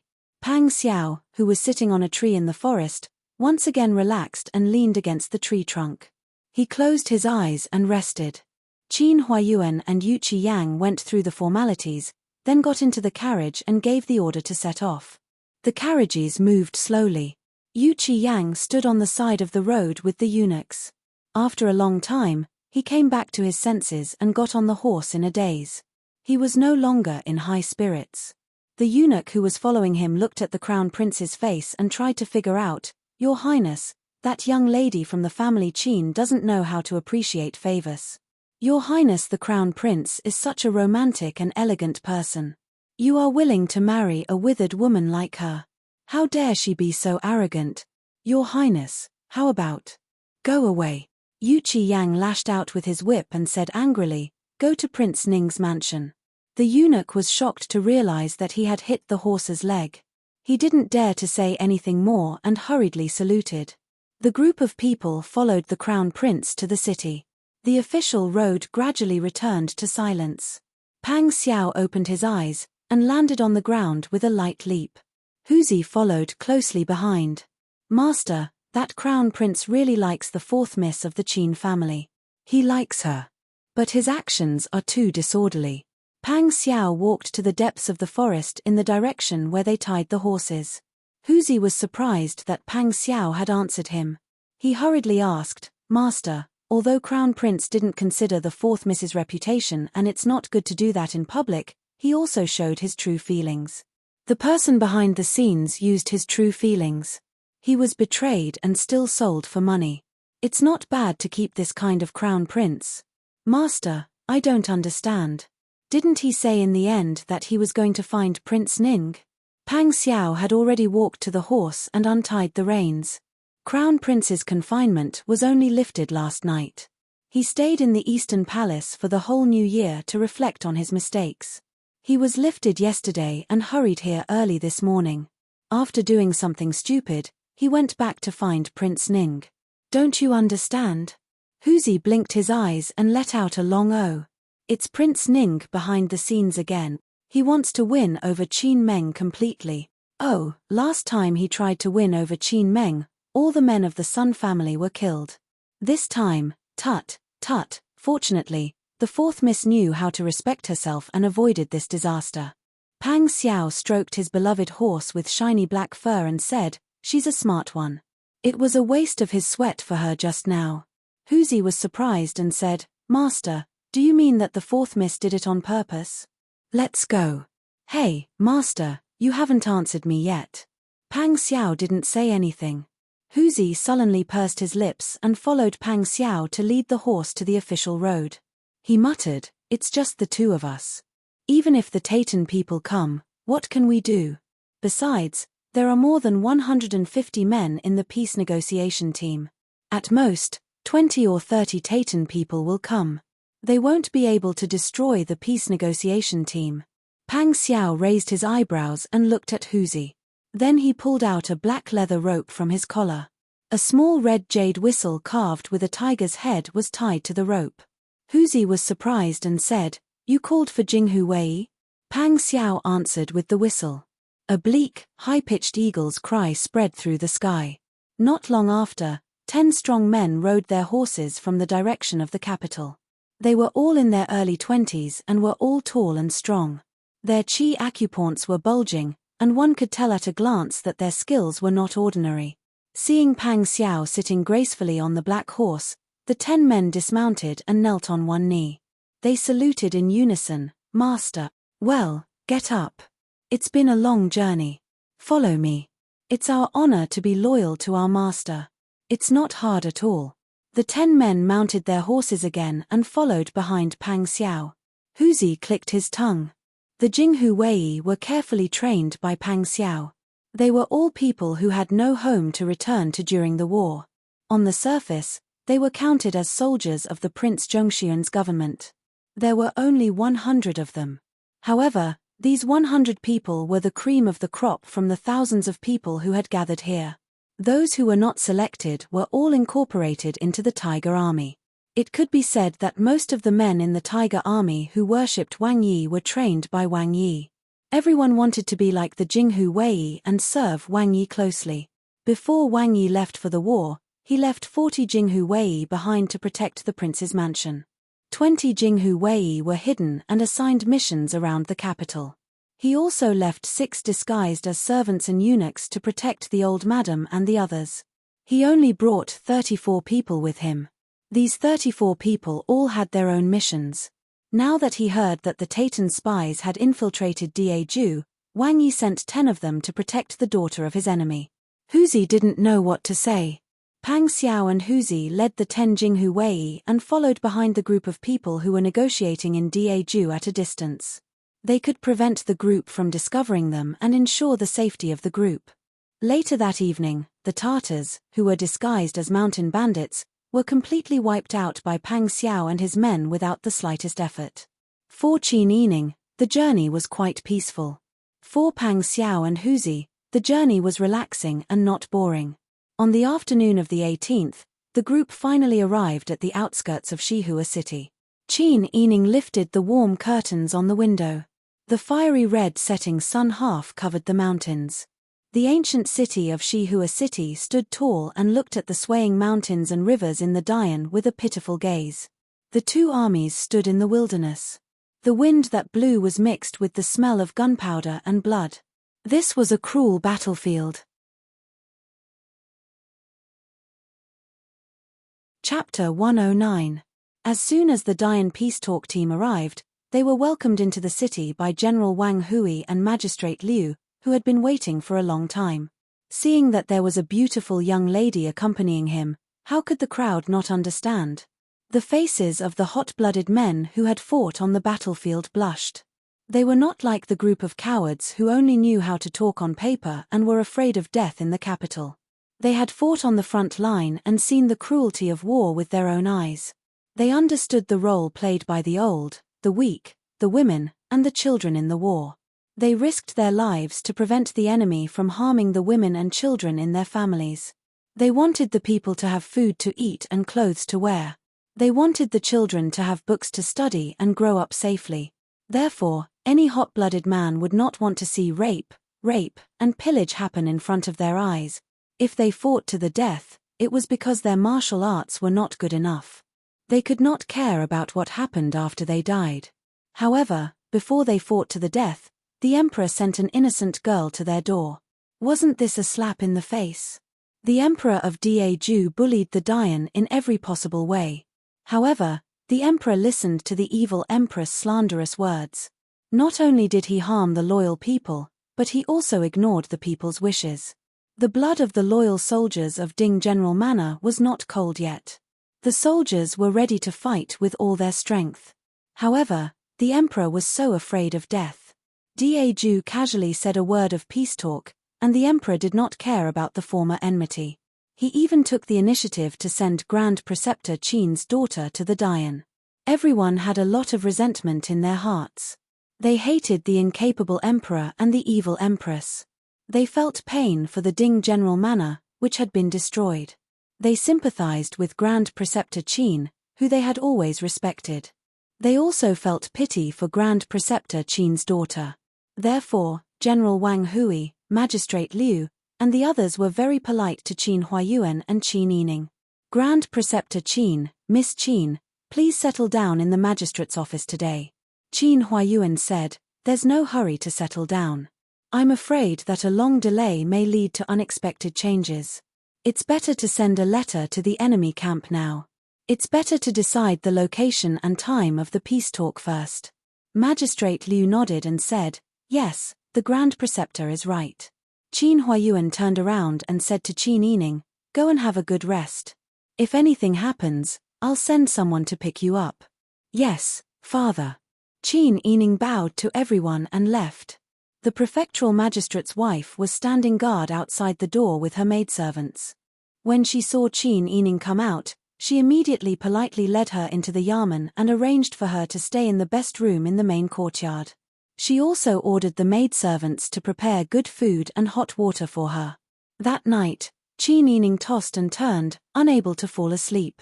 No matter how strong she appeared to be, she was still a girl who had yet to reach marriageable age. When she thought of what she was about to experience, she was so nervous that her whole body turned cold. She had always said that she was open-minded and that nothing was more important than surviving. But now that things had really happened, she suddenly began to doubt whether she could continue to live if she was really humiliated. What was the point of living?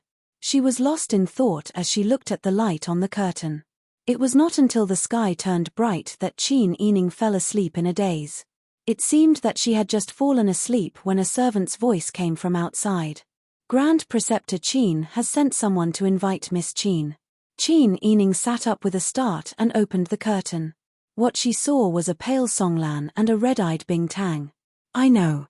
Go and tell my father that I'll be there in a moment. Qin Yining's voice was a bit hoarse. Qin Yining rubbed her slightly painful temples and said to Bing Tang and Song Lan, "Help me dress up." "Yes." Song Lan choked with sobs. She took out a beautiful jade-colored robe and a jade-colored brocade cloak with a white fox fur collar and helped Qin Yining change into it. Bing Tang opened the dressing room and helped Qin Yining put on her makeup. Her hair was piled into a jade bun, her eyebrows were lightly swept, her eyes were limpid, and her lips were dainty. Qin Yining looked at herself in the bronze mirror. She was different from her usual barefaced self. Today, she was much brighter than usual. She tried to smile. She smiled, but Bing Tang and Song Lan beside her were crying. "Miss, you don't cry. I'm not going to die." Qin Yining stood up and stroked her long hair that fell on her shoulders. She smiled and said, "You don't have to come with me. Wait for me here." "Miss, I'll go with you." Bing Tang sniffed and said, "At least I know how to use poison. If that old bastard really wants to harm you, I'll poison him to death. If he dies, the peace talks will fail. The next to die will be the entire Qin residence." Qin Yining smiled bitterly and took out a handkerchief to wipe Bing Tang's tears. "Don't be afraid. No matter what happens, I'll come back alive. It's inconvenient for you to come with me. Just wait for me here." Song Lan choked with sobs and knelt down with a plop. She grabbed the corner of Qin Yining's jade-colored cloak and said, "Miss, this servant's life was saved by you. If you're not here, this servant will follow you and continue to serve you in the afterlife. Me too. If you're not here, I'll go back and perish with the Demon Empress. I'll continue to serve you in the afterlife." Bing Tang also knelt down and grabbed Qin Yining's hand. Silly words. Qin Yining pulled the two up and patted Song Lan's shoulder. Then, he pinched Bing Tang's apple face. "You're both still young. What's more, if I'm really not here anymore, won't you think of helping me take care of my mother? Miss?" Song Lan cried even harder. Qin Yining blinked and forced back the tears that were about to gush out, leaving them with the brightest smile. "Okay, I'm leaving." After he finished speaking, he turned around and left without hesitation. Bing Tang and Song Lan chased after him while sobbing. However, they could only stand in the corridor and watch Qin Yining leave with the prefectural magistrate's madam. Qin Huayuan didn't sleep for the entire night. At this moment, he was standing in the corridor wearing a sable fur coat. He looked up at the blue sky and was lost in thought. General Wang Hui was already outside making preparations for the trip. Magistrate Liu was standing beside him. "Father." A clear call made Qin Huayuan come back to his senses. He looked in the direction of the voice and saw Qin Yining, who was elegantly dressed but so beautiful that he couldn't take his eyes off her. "Father, are we going now?" Qin Yining smiled. Qin Huayuan's Adam's apple bobbed up and down. After a long time, he gritted his teeth and nodded. Whether the location of the peace talks is in or outside the city, it's not reassuring. Therefore, after discussion last night, we decided to set up temporary tents between the two armies outside Shihua City. Both sides are allowed to bring 100 soldiers with them. "Sister Yi, you'll come with me later." Qin Yining nodded obediently. The pearl tassels on her temples swayed slightly. "It's good that we're not in the city. We don't want people from Daju to sneak in and harm us.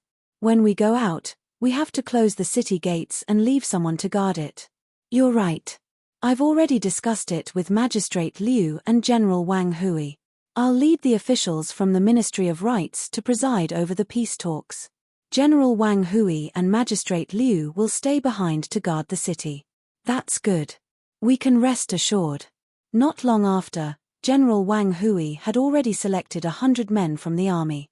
Qin Huayuan and the Minister of Rights, Kui Wenqing, walked in front, while Qin Yining followed behind alone. They left the Yamen together. Before leaving the city gates, Qin Huayuan led Qin Yining up the city gate tower. General Wang Hui, Magistrate Liu, and the 100 soldiers followed closely behind. Standing on the towering city gate tower, Qin Yining's long hair fluttered in the wind as a gust of wild wind blew past. She looked at the beautiful mountains and rivers under the morning sun. She looked at Daju's barracks, which were not far away. She looked at the pale and continuous mountain ranges in the distance. She suddenly felt that the sky was vast and the ground was vast. Qin Huayuan stood with his hands behind his back and asked loudly, "Sister Yi, are you afraid? What's there to be afraid of? When people come to this world, no one can leave alive. The worst that can happen is death. What's there to be afraid of?" Her voice was not loud, but everyone present heard her clearly. The 100 soldiers who were originally selected were all determined to die. Even the Minister of Rites, Kui Wenqing, was so nervous that his back was covered in cold sweat. If the peace talks failed and Daju turned hostile, none of them would be able to survive. But now, these men were filled with hot blood. They were suddenly emboldened and filled with lofty sentiment. What was there to be afraid of? Even a little girl like her had such a heart. There was no reason for these men to be afraid of death. General Wang Hui was moved and said, "Miss Qin is indeed the daughter of a famous family. I admire you. Don't worry, Grand Preceptor Qin. If the peace talks fail, we will kill these thieves who dare to bully Dian even if we have to risk our lives." Good. With General Wang and Magistrate Liu guarding the city, we have nothing to worry about. Qin Huayuan smiled calmly. Then, he said loudly, "Prepare the carriages and horses. Let's set out." "Yes." The men responded loudly. Their voices shook the heavens. Qin Huayuan and Kui Wenqing boarded the first carriage. Qin Yining sat alone in the second carriage. They were escorted by 100 soldiers to the temporary camp that had just been set up between the two armies. Because both sides had brought the same number of soldiers and had set up their own tents and the main tent used for peace talks, the camp occupied a large area. As soon as Qin Yining's carriage entered the camp, he saw two groups of people wearing red clothes and black armor and khaki military uniforms had already occupied half of the camp in an orderly manner. The people in red clothes and black armor had a tiger head emblem on their sleeves. Behind these people, there were several flags with a golden tiger on a black background and a flag with the word swastika on a red background fluttering in the wind. The men in Daju's khaki military uniforms had the word Lian fluttering behind them. Qin Yining immediately knew that the people in red clothes and black armor were Prince Zhongshiren and Pang Xiao's tiger army. The people in khaki military uniforms were ordinary soldiers of Daju. They should be under the command of the Minister of War, Lian Shungjie. The carriage slowly came to a stop. Qin Huayuan and Kui Wenqing got off the carriage one after the other. Qin Yining stepped on a black wooden stool and slowly got off the carriage. As soon as he raised his head, he saw a group of people walking out of the opposite tent. The leader was a general in his 50s. He had a well-built body, but his eyes were drooping and his face was greasy. He wore golden armor. When this person saw Qin Yining, his eyes widened and he stopped in his tracks. He wished he could dig out his eyeballs and hang them on Qin Yining's body. Such a lecherous person must be the Minister of War, Lian Shungjie, of Daju. Qin Yining felt disgusted, but he pretended not to notice. His beautiful eyes turned and landed on an immortal-looking man in his 60s. He was wearing a light grey cotton cloak. His beard fluttered in the wind. Who was this? He looked like a strategist. Chapter 110. Qin Huayuan stepped forward and shielded Qin Yining behind him. Then, he looked at the old man staring at him in confusion. He didn't recognize this person, so he didn't understand why the other party was looking at him with such a gaze full of anger and resentment. Zheng Pei took a deep breath and slowly exhaled. He smiled kindly and said, "Sir, you must be the famous wise Pan and Grand Preceptor Qin?" Qin Huayuan cupped his hands in greeting. "That's just some people's false praise. May I ask who this gentleman is?" "This humble one is a strategist under Prince Zhongshiren's command. My surname is Zheng." Upon hearing Prince Zhongshiren's name, Qin Huayuan and Qin Yining immediately understood why this person was so hostile. After all, Qin Huayuan was the one who tried to drive a wedge between them. Judging from this Sir Zheng's age, he might have once followed Pang Zhongzheng. "So it's Sir Zheng. My apologies for not recognizing you." Qin Huayuan looked around and said with a smile, "Sir, you must be the Minister of War, Sir Lian, right? Is little Wang Yi also present?" Lian Shengjie had already stretched his neck and looked at Qin Yining several times. When he heard Qin Huayuan mention himself, he felt a burst of pride. However, when he was asked about Pang Xiao, he felt unhappy. He immediately said with a sullen expression, "I'm now in charge of the army. I'm here to preside over the peace talks according to the imperial decree. Little Wang Yi is only a general Huban. What difference does it make whether he's here or not?" Qin Huayuan raised his eyebrows and said with a smile, "That's true." Zheng Pei had already sized up Qin Yining. In his mind, he was cursing him for being a seductress who could bring disaster to the country and its people. He smiled and asked, "Dare I ask which official of your country this young lady is?" These words made the Dayan's face heat up. Everyone knew that there were no female officials in Dayan. Lian Shengjie's lecherous nature was no secret. The goal of bringing a stunning beauty along with the Dayan peace talks team was very obvious. Zheng Pei's question was akin to trampling on Dayan's dignity. Qin Yining no longer had a good impression of Mr. Zheng. Qin Huayuan was still smiling as he said, "This is my legitimate daughter. I don't have a son, I only have this one bright pearl.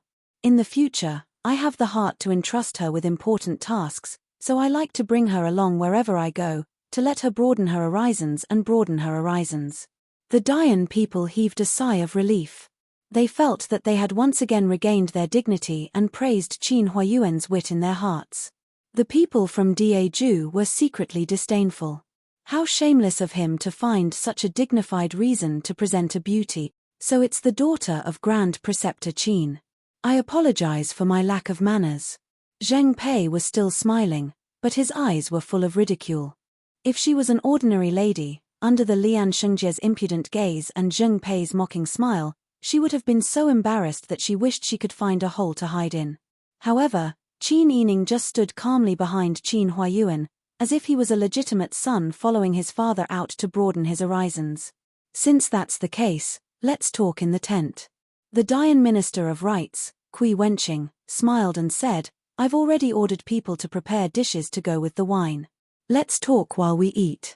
Please. Please." The key members of the peace talks team entered the main tent. Qin Yining naturally followed Qin Huayuan. The tent was a pure white military canopy. A bonfire was burning in the middle of the ground, and an iron pot was boiling water on top of it. The ground was covered with a bright red carpet. Further inside, there were 3 long tables placed on both sides of the tent. Lian Shengjie, a deputy general, and Zheng Pei sat on the left. Qin Huayuan and Kui Wenqing sat on the right. Qin Yining, on the other hand, took a seat behind her father. Lian Shengjie and Qin Huayuan sat facing each other. As soon as he looked up, he could see Qin Yining's beautiful face. His heart was already surging with emotions, and his lust was greatly aroused. Although he was the official in charge of the peace talks, his mind was completely focused on the beautiful woman. He didn't even pay attention to what was discussed. Fortunately, Great Jew still had Zheng Pei, a steady and sharp man, who was able to engage in a battle of words with Qin Huayuan and Kui Wenqing, openly praising and insinuating, and bargaining with them. That was why they did not fall into a disadvantageous position, and did not let Great Yang gain the upper hand in the battle of words. This negotiation lasted for 8 hours. However, there were many things, such as paying tribute and ceding territory, that didn't reach a consensus. Daeju's people demanded an exorbitant price.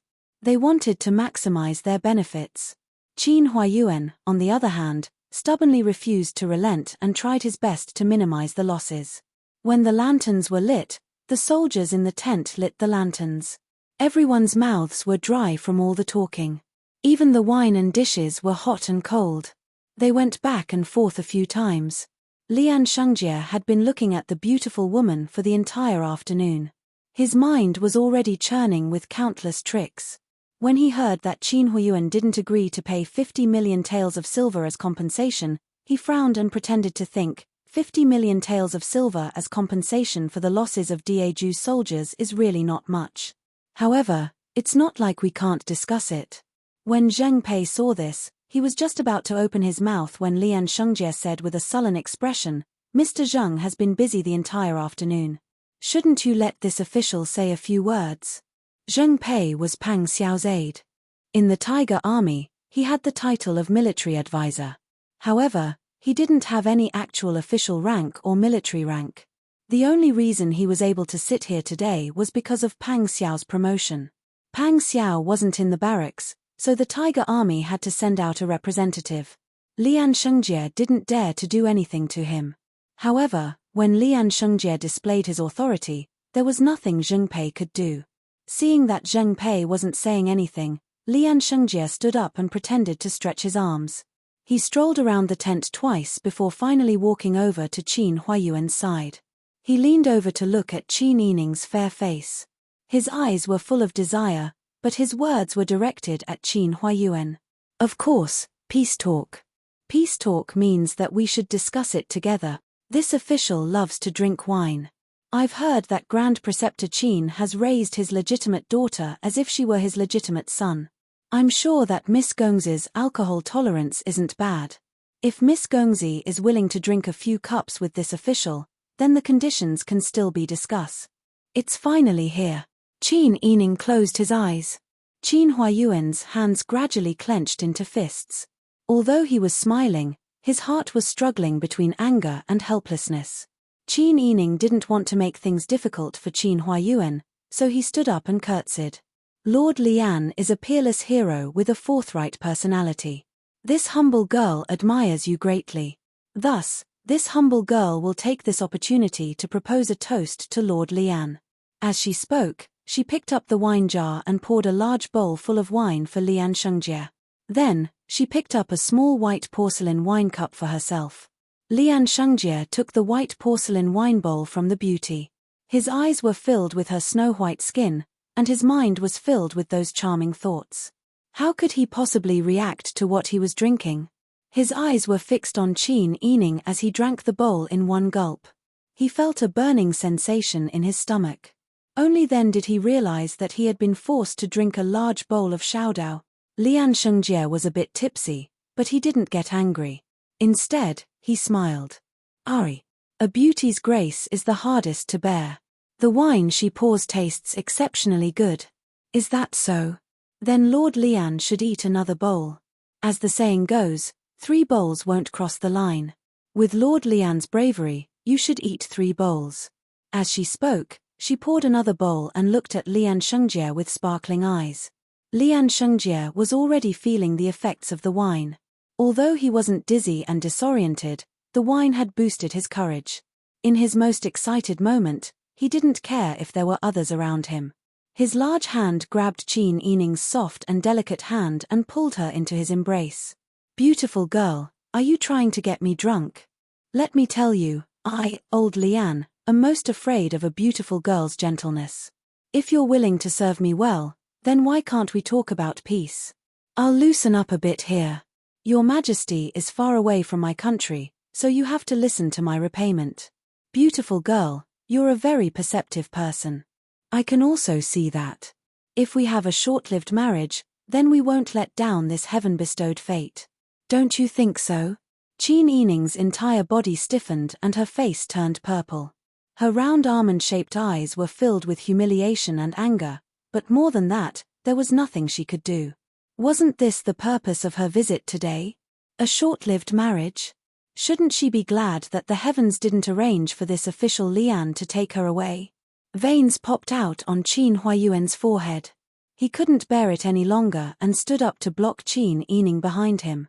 Official Lian, I only brought my daughter here to see more and gain more knowledge. Let's talk about serious matters first. Qin Yining looked at Qin Huayuan's tall back with tears in her eyes. Her father was still protecting her in the end. Although he couldn't disobey the emperor's orders and had no choice but to bring her here, it was still her father who protected her at critical moment. However, could she let her father protect her with a clear conscience? What if the peace talks failed and the emperor blamed her? Lian Shengjie's face immediately darkened. His voice was extremely loud due to the effects of the wine. What? You know that this old Lian is fond of women. Didn't you bring such a great beauty here so that I could enjoy her? Now that I'm giving you face, I'm giving you face. Now that you're regretting it, why didn't you do it earlier? 50 million taels of silver and 15 cities. Not one less. Just now, he only wanted 5 cities, but now he was raising the price on the spot. Qin Yining bit her lip. She didn't want Qin Huayuan to spoil the important matter for her. As long as her father protected her in his heart, she was already satisfied. Qin Huayuan was also in a dilemma. For a moment, his face turned green and then white. Lian Shengjie smiled proudly and pushed Qin Huayuan aside. He grabbed Qin Yining's hand again and was about to lead her out. He was certain that Qin Huayuan wouldn't dare to stop him. Who would have thought that at this moment, the curtain of the tent would suddenly be pulled open with a whoosh sound. A tall silhouette carrying a bright and shining broadsword walked in aggressively.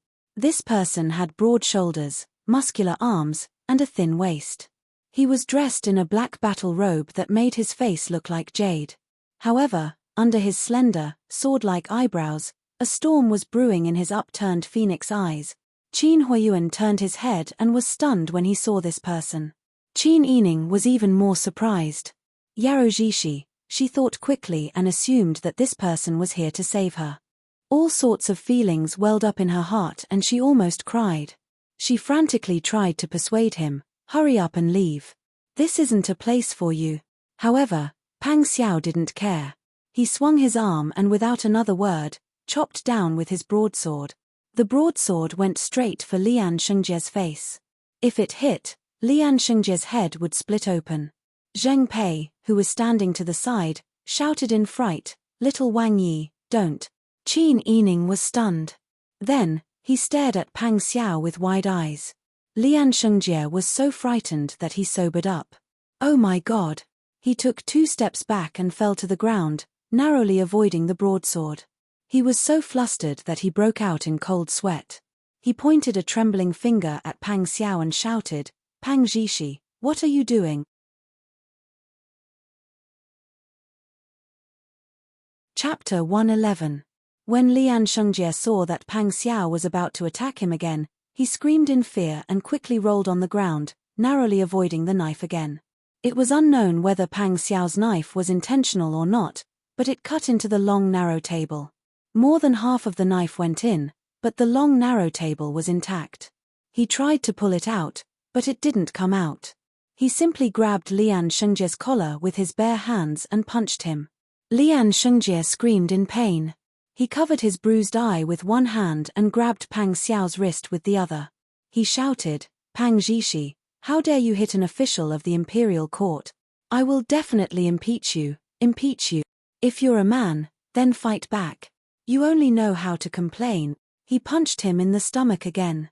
"I won't give you the chance to impeach me." Lian Shengjie clutched his stomach and tried to resist, but he was suppressed again. "I will definitely impeach you. I will make you lose your official position. As you wish." Pang Xiao pressed Lian Shengjie to the ground and punched him. Everyone finally recovered from Pang Xiao's words of "my woman." Zheng Pei rushed forward in a panic and pulled Pang Xiao's arm. She said anxiously, "Little Wang Yi, you're too impulsive. He's the commander-in-chief after all." Pang Xiao kicked him again. "That's exactly what I'm going to beat up." Qin Yining stared blankly at Pang Xiao. His mind was already in a mess. No wonder this person's courtesy name was Jishi. It turned out that he was Pang Jishi. She always felt that this person wasn't simple. Sure enough, he was the little Wang Yi who made people tremble in fear and killed people without hesitation. Why did he go to the capital of the Dian? What was his relationship with Fairy Liu? She remembered that the emperor was still eating the elixirs that Fairy Liu had given him. Pang Xiao's father died because of a plot to drive a wedge between them. He should hate family Qin to the bone, but why did he help her save her time and time again? If he had ulterior motives, why didn't she feel any hostility from him? Pang Xiao turned around and flicked his finger. He raised his eyebrows and smiled at Qin Yining. His eyes seemed to be saying, "How was it? Did I enjoy beating him up?" Qin Yining blushed, but he didn't know how to react. Pang Xiao's attitude towards her seemed to be the same as before, but she didn't know how to face him. Lian Shengjie covered his bruised right eye and struggled to get up. Zheng Pei hurriedly supported him, but Lian Shengjie pushed him away. "Pang Jishi, You have an affair with the daughter of the Grand Preceptor of the Yang dynasty. You clearly intend to commit treason. Which eye of yours saw this king having an affair with anyone? You clearly said that just now. This king fell in love at first sight.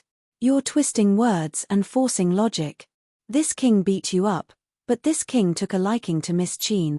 If you can produce evidence of this king's treason to gain your majesty's trust, then do as you please. However, you have to try and see if you can survive. Pang Xiao spat out these words and turned to leave. Before he left the tent, he stopped and turned around to look at Qin Huayuan and Qin Yining. Qin Huayuan's eyes were calm as he looked back at Pang Xiao with an unreadable expression. Pang Xiao didn't look at him. He only gave Qin Yining a crooked smile before he lifted the curtain and walked out in high spirits. Qin Yining's heart pounded at his smile, and he couldn't help but hide behind Qin Huayuan. Qin Huayuan frowned as he looked at Lian Shengjia's bruised nose and swollen face. Zheng Pei let out a long sigh. He glared at Qin Huayuan and then at Qin Yining. He stomped his feet and said, "You're really a disaster, a disaster." Then he flicked his sleeves and left. The tent, which had been noisy just now quieted down. The only sound that could be heard was Lian Shengjia's pained cries. The contents of the peace talks had yet to be decided, but Lian Shengjie was beaten black and blue. Qin Huayuan and Kui Wenqing didn't know what to do. Lian Shengjie crawled up and walked out with the help of his deputy. Kui Wenqing chased after him and said, "Lord Lian, our peace talks, what's there to talk about? Can't you see that my lord is seriously injured? You have no sincerity at all, yet you still have the nerve to ask."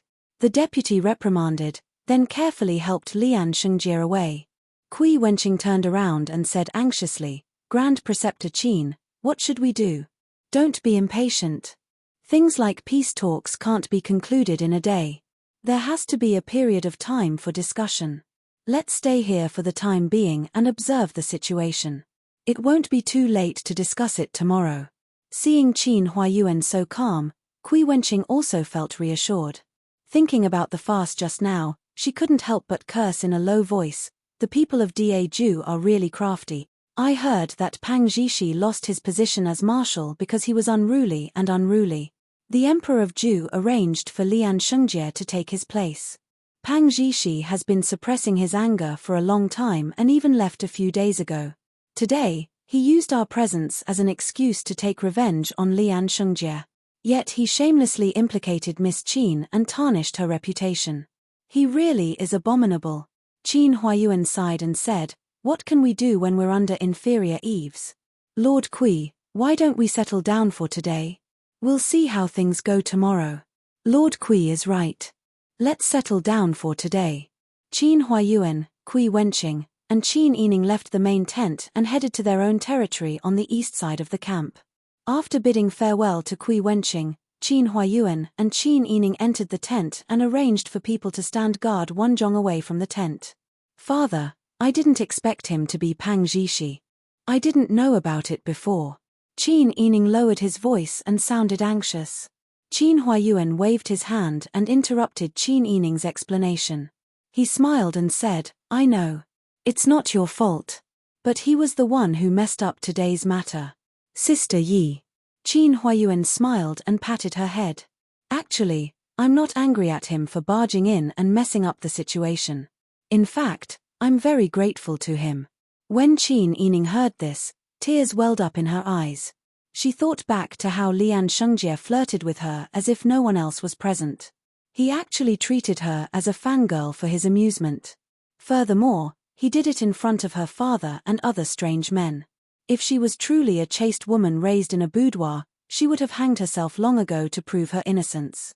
However, at this critical juncture, her father still did his best to protect her. "Father, I'm very touched that you're willing to protect me. However, we can't disobey the Emperor's orders. Today's peace talks didn't succeed, so we have to report this to the Emperor. If the Emperor really blames you, you won't be able to explain yourself if he says that you don't care about the country and can't even bear to part with your daughter and disregard the country's safety. Next time, if that Lian Shengjie does this again, you should give up on your daughter." Qin Huayuan knew that Qin Yining was right. However, His only daughter looked so much like him when he was young.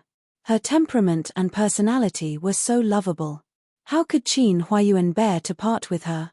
Father will definitely think of another way. Sister Yi, don't worry. Qin Yining suddenly raised her head and looked at Qin Huayuan with teary eyes. Being stared at by her sparkling eyes, Qin Huayuan's heart almost melted into a puddle of water. His large hand gently patted her forehead again. Father's greatest regret in this life is that you didn't grow up by my side. We've only met for a short time, but we've spent more time apart than together. Qin Yining's smile was so big that she squeezed out the tears in her eyes. Qin Huayuan used his sleeve to wipe her face. Silly girl, what are you crying for? If you grew up by father's side and received father's meticulous training, you would definitely be more outstanding than ordinary men. We have no choice but to obey the emperor's orders. The emperor ordered father to bring you along, so father brought you along. However, if the people of Daju don't want to, we can't forcefully send them over, right? How can the emperor blame us? Qin Yining's eyes widened. She quickly understood Qin Huayuan's meaning. Father, are you saying that Pang Zhishi caused a ruckus today because of this? He beat up that person surnamed Lian until he was seriously injured, and that person surnamed Lian couldn't do it himself, so he doesn't blame you or me? I'm afraid that's what Pang Zhishi meant. Qin Huayuan narrowed his eyes. His gaze was deep and serene as he said, I can't see through him. When I first met him, I felt that he was unfathomable. Now, it seems that he has an extraordinary background. His actions are unreasonable, but he has his reasons. It's said that on the battlefield, he's full of tricks and tricks. He often does unexpected things, making it impossible for people to guard against him. In their imperial court, he doesn't follow the rules. Some people say that he's an upright man who can't be subdued by force, while others say that he's a devil incarnate who dares to make a scene in court. In any case, there are all kinds of rumors about him. Even the emperor of Daju can't do anything to him. This is the first time I've met him, and I really can't figure out what he's trying to do. After listening to his father's description, Qin Yining thought about how Pang Xiao never stopped teasing her when they were together. However, she couldn't really hate him, and she gained a deeper understanding of this person's unfathomable depths. Forget it. You're tired today. Go back and settle down. There are men everywhere in this military camp, so you have to be careful. Yes. Your daughter will take her leave. Qin Yining bowed and left. A Yang soldier led the way to his tent. Because the entire military camp was filled with men, it was inconvenient for them to live together. Qin Yining's tent was built on the north side of the Dayan camp with a wooden fence separating them. There was a large tent in the middle of the wooden fence, and it seemed to be isolated from the rest of the world. 2 soldiers were left to stand guard on this side of the fence. When Qin Yining returned to his tent, he didn't light the lamp. He first washed and changed his clothes. Then, he stuffed a dagger that he had hidden on his body when he left Shihua City under his pillow and went to sleep with his clothes on. In the next few days, the peace talks entered a state of anxiety. After Lian Shengjie was beaten up by Pang Xiao, he claimed that he was sick and couldn't get up. Because Lian Shengjie was the official in charge of the peace talks in Daju, if he didn't appear to sign or use his seal, then it was useless for others to say anything. For the first 2 days, the Dayan people were still able to keep their cool. On the 3rd day, imperial edicts continuously came from the capital. Shihua City wasn't far from the capital. The emperor's imperial edicts came one after another. Basically, every 2 hours, Qin Huayuan would receive an imperial edict that angrily rebuked Qin Huayuan for his incompetence. The contents of the imperial edicts were the same. They scolded Qin Huayuan for being incompetent. He had brought his daughter, but he wasn't willing to hand her over. If he was willing to hand over his daughter, the peace talks would have been successful a long time ago. Could it be that Qin Huayuan wasn't willing to hand over his daughter and was disloyal to Dayan? Although Qin Yining lived alone, she couldn't help but worry about her father when she heard the eunuchs outside delivering edicts every 2 hours and reprimanding Qin Huayuan to the point that he was beaten black and blue. It seemed that the emperor was really anxious and scared. Otherwise, he wouldn't have disregarded manpower and material resources. He was so anxious that he didn't even care about his face. It had been 7 days since they arrived at the peace talks camp. Lian Shengjie still closed his door and claimed to be ill. He refused to sign or use his seal. And tonight, Qin Huayuan received an unprecedented amount of rebuke. The emperor even cursed Qin Huayuan in the imperial edict as a wretched man, a lowly slave.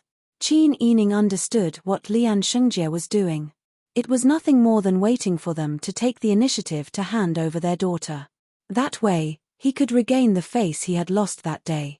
In the past few days, his father indeed hadn't taken the initiative to hand her over. How could she continue to hide under her father's protection? Would she really not cause his death? Qin Yining thought to this point. He suddenly sat up and looked at the sky outside. The sky was already dark. It was past noon. She gritted her teeth and made up her mind.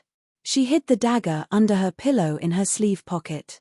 She straightened her hair and put on the jade cloak with the white fox fur collar. She went out the door and headed straight for the Daju people's tent across the open space.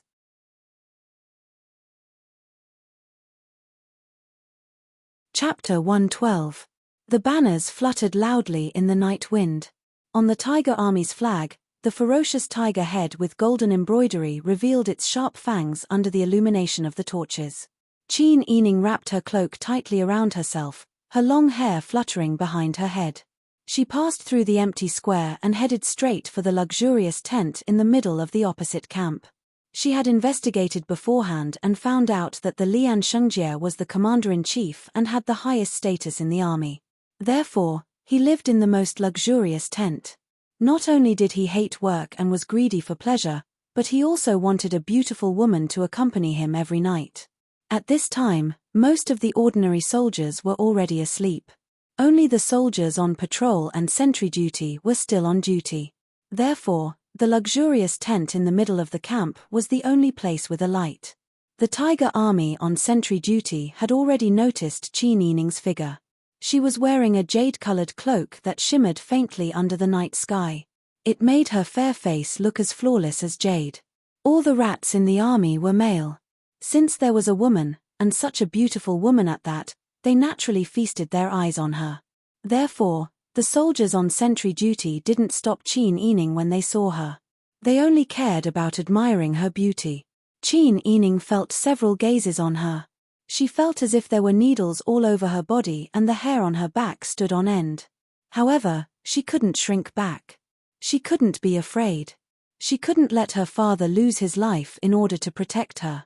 While she was thinking, she was already standing outside the tent. Through the bright light, she could see the shadows of the furnishings in the tent. The 2 Tiger Army soldiers on sentry duty looked at each other in dismay. For a moment, they were hesitant. Such a delicate beauty standing outside the tent in the middle of the night. It was obvious that she was throwing herself at them. Should they not stop her? Or should they not stop her? Or should they not stop her? The 2 soldiers exchanged a knowing look and didn't say anything. Qin Yining's face turned red. She pursed her red lips and said, "This little girl from the Qin clan requests an audience with Sir." The tent was completely silent. Just as Qin Yining was sweating nervously and awkwardly, she heard a voice say, "Come in." Qin Yining tightened his grip on the dagger in his sleeve and calmed himself down. Then, he slowly stepped forward and lifted the curtain to enter. The 2 Tiger Army soldiers standing guard looked at each other again and smiled tacitly. For silk lamps were burning in the tent. On the left side of the tent, there was a long table with books, maps, and other things neatly arranged on it. Behind the table was a chair. Behind the chair was a sword hanging on the wall of the tent. The right side of the room was covered with a red carpet, and a screen was placed in the middle. On the outside, there was a military bed with neatly folded bedding. There seemed to be a lamp on the other side of the screen, casting the outline of a bathtub on the screen. There was a figure in the bathtub, and it was obvious that the figure was taking a bath. The sound of water splashing could be heard, and Qin Yining saw the figure's arm splashing water. Qin Yining's face immediately turned red. No matter how strong she was still an unmarried girl. Whenever she thought of Lian Shengjie's old and fat body, she felt goosebumps all over her body and nausea churned in her stomach. It seemed that no matter how clear she was when she came, she couldn't remain completely indifferent when she was truly faced with it. Qin Yining bowed and said, "This humble girl from the Qin clan greets your excellency." A low and hoarse male voice came from the other end. He spoke slowly, "Miss Qin, didn't you dislike this official that day? Today, you came in the middle of the night. Aren't you afraid that this official will eat you up?" These words were so explicit that Qin Yining was both embarrassed and angry. However, she couldn't do anything about it. She could only say in a low voice, "Your Excellency is a sensible person. You should know why this humble girl is here today." "Oh. Then tell me, what is your purpose?" When Qin Yining heard the other party's frivolous tone, she wanted nothing more than to stab him to death with a knife. However, without this person's seal, the peace talks couldn't be carried out.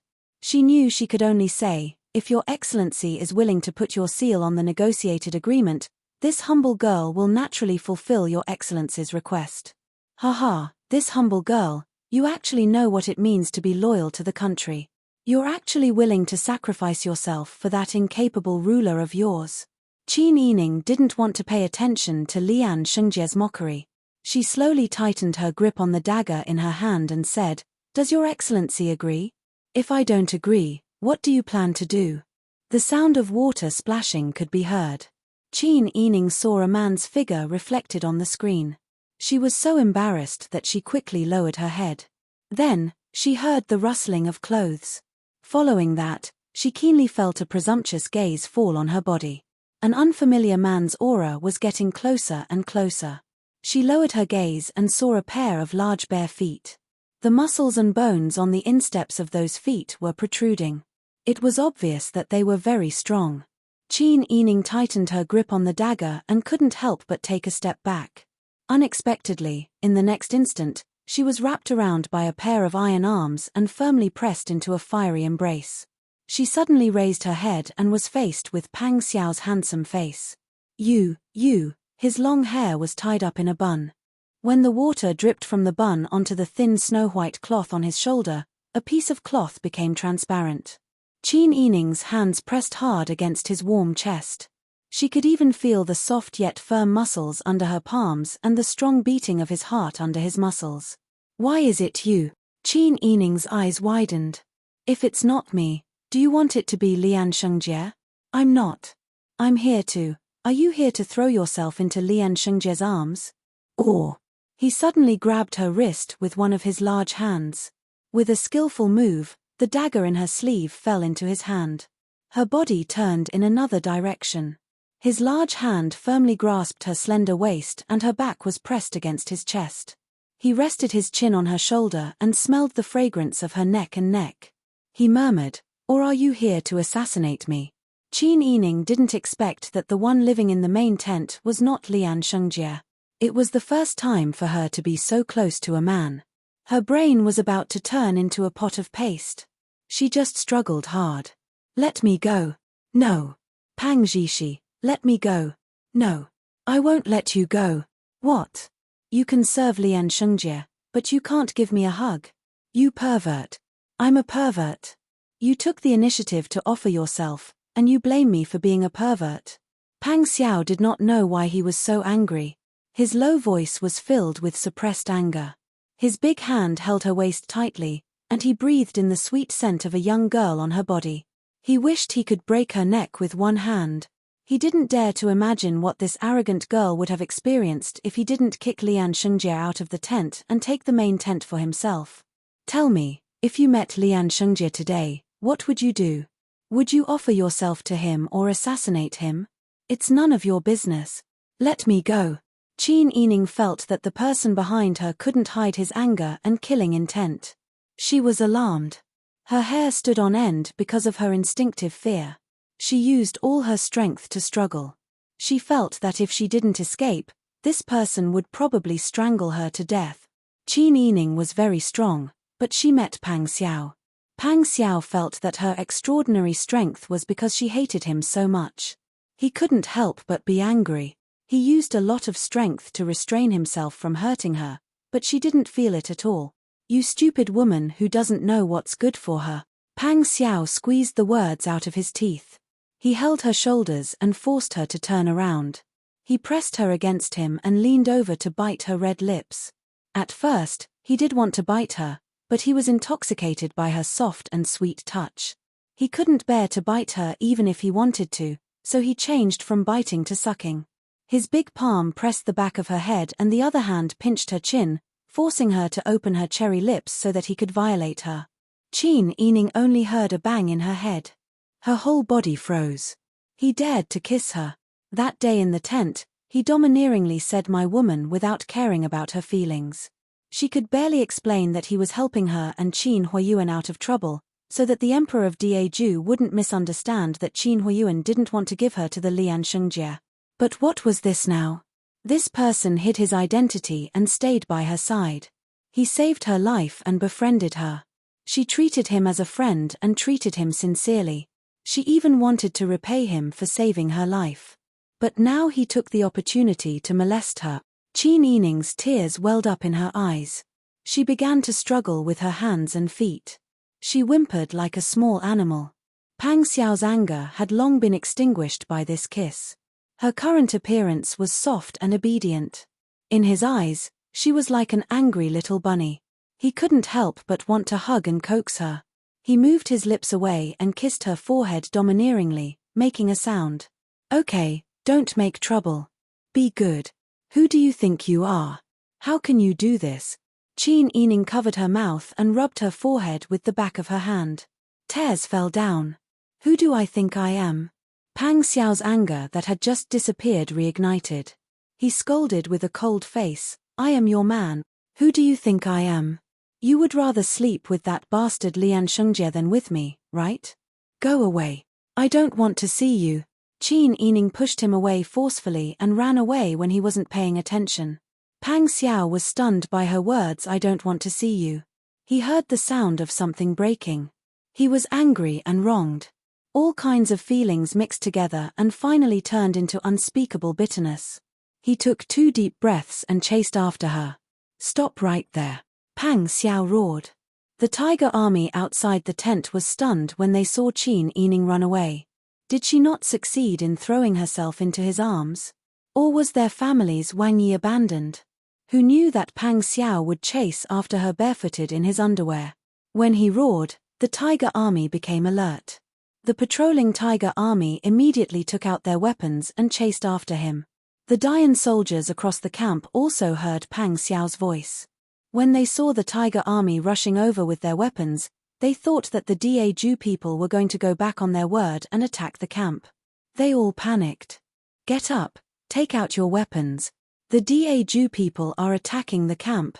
Qin Huayuan and Kui Wenqing quickly put on their clothes and ran out. At the same time, the soldiers of Great Yang drew their weapons and rushed forward, standing in a standoff with the pursuing tiger army. Qin Yining ran to Qin Huayuan's side. When he saw his daughter's tear-stained face, Qin Huayuan's heart skipped a beat. He quickly grabbed Qin Yining and said, "Sister Yi, are you okay?" Pang Xiao cursed in his mind, "Stupid woman," then strode over to them. He was wearing only an inner garment, which was half opened and exposed his firm muscles. He stood barefoot in front of the brave tiger army, then pointed his finger at the Great Yang's army and said with a loud voice.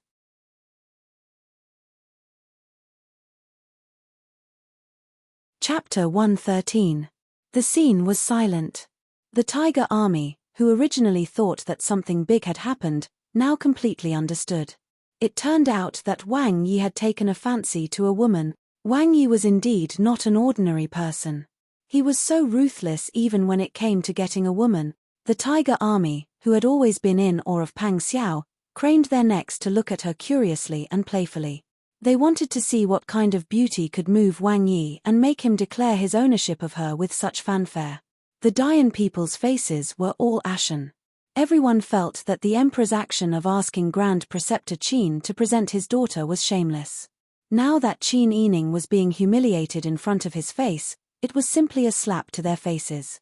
The Daeju soldiers were full of fighting spirit. They clenched their weapons tightly and cursed endlessly. When the tiger army saw the other party's reaction, they also calmed down and prepared for battle.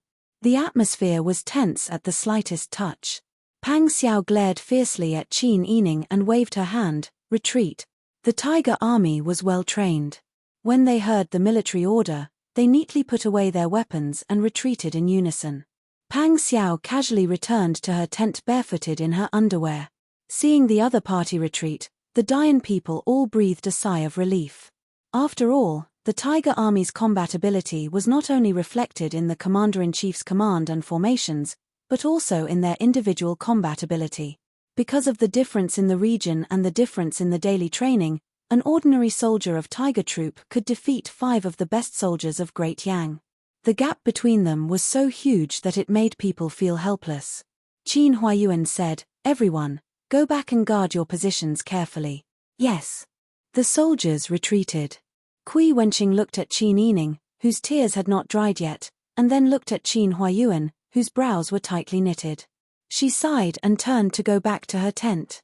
After all, it was humiliating to give one's only legitimate daughter to another man. Kui Wenqing didn't want to ask Qin Huayuan what was going on. However, she didn't expect the other party's son, little Wang Yi, to be so interested in Qin Yining. After thinking about it, Kui Wenqing still reported the truth in the secret report sent to Jingdu that night. Grand Preceptor Qin had already sent his legitimate daughter to Lian, but Lian was indifferent. Prince Zhongshiren publicly expressed his love for her. When this secret report reached the capital, the emperor was wild with joy. He was so happy that he could not sleep at night. Little Wang Yi was a war god with a high position and authority. He was Emperor Ju's sworn brother. If he could get rid of this person, the situation might turn around. Immediately, the emperor fell into a dilemma. He couldn't help but beat his chest and stamp his feet for his mistake. If he had known earlier that little Wang Yi liked Grand Preceptor Qin's daughter, he would have chosen another beautiful woman to bring to the Lian Shengjie. If each of them had one, both of them would be satisfied. Neither of them would want to steal the others and hurt their relationship. If the two of them fought over a woman, it would be bad. The emperor thought about it again and then issued another edict. He ordered someone to send it to Shihua City at the fastest speed possible. Therefore, at noon the next day, Qin Huayuan received the emperor's latest edict. Act according to circumstances. It is important to win the peace talks first. In other words, he would give Qin Yining to whoever could win the peace talks. After Qin Huayuan ordered the eunuch to deliver the edict, he smiled faintly at Kui Wenqing. Kui Wenqing felt guilty and helpless. He had followed the edict. In addition to the peace talks, his mission was to monitor Qin Huayuan. After all, the emperor was afraid that Qin Huayuan would hold a grudge against Qin Huayuan and become disloyal to Dayan. He had no choice but to send secret reports every day. Grand Preceptor Qin, the other party is biding their time. Should we add fuel to the fire? This matter has been delayed for a long time. This official is afraid that the emperor will be anxious. If the emperor was anxious, he could do anything. If the peace talks didn't succeed this time, the emperor might not care about the people's opinions and directly kill their entire families to vent his anger. Qin Huayuan naturally understood Kui Wenqing's difficulties and concerns. Let's observe them for one more day. If they still don't succeed, we'll relax the conditions tomorrow. Kui Wenqing nodded. In fact, he had always been very conflicted. When he was negotiating with Qin Huayuan, he firmly believed that he had to fight for the greatest benefits for the Dayan people. Because they couldn't agree on the conditions and Lian Shengjie deliberately refused to show up, the peace talks had reached a deadlock. However, he understood that the emperor probably didn't care about how much money and cities they offered. As long as the other party agreed to stop fighting, the emperor would happily give them a promotion. With such an emperor, Kui Wenqing didn't know if he should cry for himself. At this time, Qin Yining was resting in his tent. She hadn't slept all night. As soon as she closed her eyes, she would think about what had happened last night. Pang Xiao's passionate embrace, domineering kiss, angry roar, gentle coaxing, and his declaration in front of everyone, "Sooner or later, you'll be mine." These scenes were like different colors of paint that mixed together in her mind, forming a dazzling whirlpool. She didn't understand why Pang Xiao was like this. She was used to analyzing the pros and cons, but when faced with her own problem, her mind was in a mess. For Pang Xiao, she had no value at all. Why would Pang Xiao take the initiative to approach her, get to know her, befriend her, save her life, and save her from Lian Shungjie twice? She didn't want to be so narcissistic as to say that Pang Xiao liked her. But since she had no value, why would he do this? After all, her father was the enemy who had killed Pang Xiao's father. Qin Yining really couldn't understand why he would do this when facing the daughter of his enemy. However, she had to admit that she was glad at this time. Fortunately, she went to the wrong tent and it wasn't Lian Shungjie inside. Even if she was kissed by Pang Xiao, it was better than giving herself to Lian Shungjie. When she thought of that kiss, the inexperienced her face burned with embarrassment. She turned over and buried her burning red face into the pillow. Although her father didn't ask anything last night, with his intelligence, he definitely knew what she was doing on the other side. There were some things that were inconvenient for father and daughter to say, but they had a tacit understanding. Her plan had failed. She didn't even see the shadow of Lian Shungjie. But what about the peace talks? Miss Qin. At this time, a soldier's voice came from outside the tent. That soldier's voice was filled with joy. Miss Qin, Grand Preceptor Qin asks you to immediately go to the command tent. The other side has taken the initiative to negotiate with us. Little Wang Yi said that you must be present. Qin Yining immediately sat up when she heard this. She was stunned for a moment before saying, "I'll go immediately." The other side took the initiative to negotiate. She didn't hear wrong, right? Qin Yining didn't have time to think too much. She tidied her hair, put on a cloak, and went straight to the command tent. As soon as she entered, she saw the bruised and gloomy Lian Shungjie talking to Qin Huayuan about something. Pang Xiao, who was wearing a black battle robe, was accompanied by Huzi, who was wearing a bodyguard's uniform.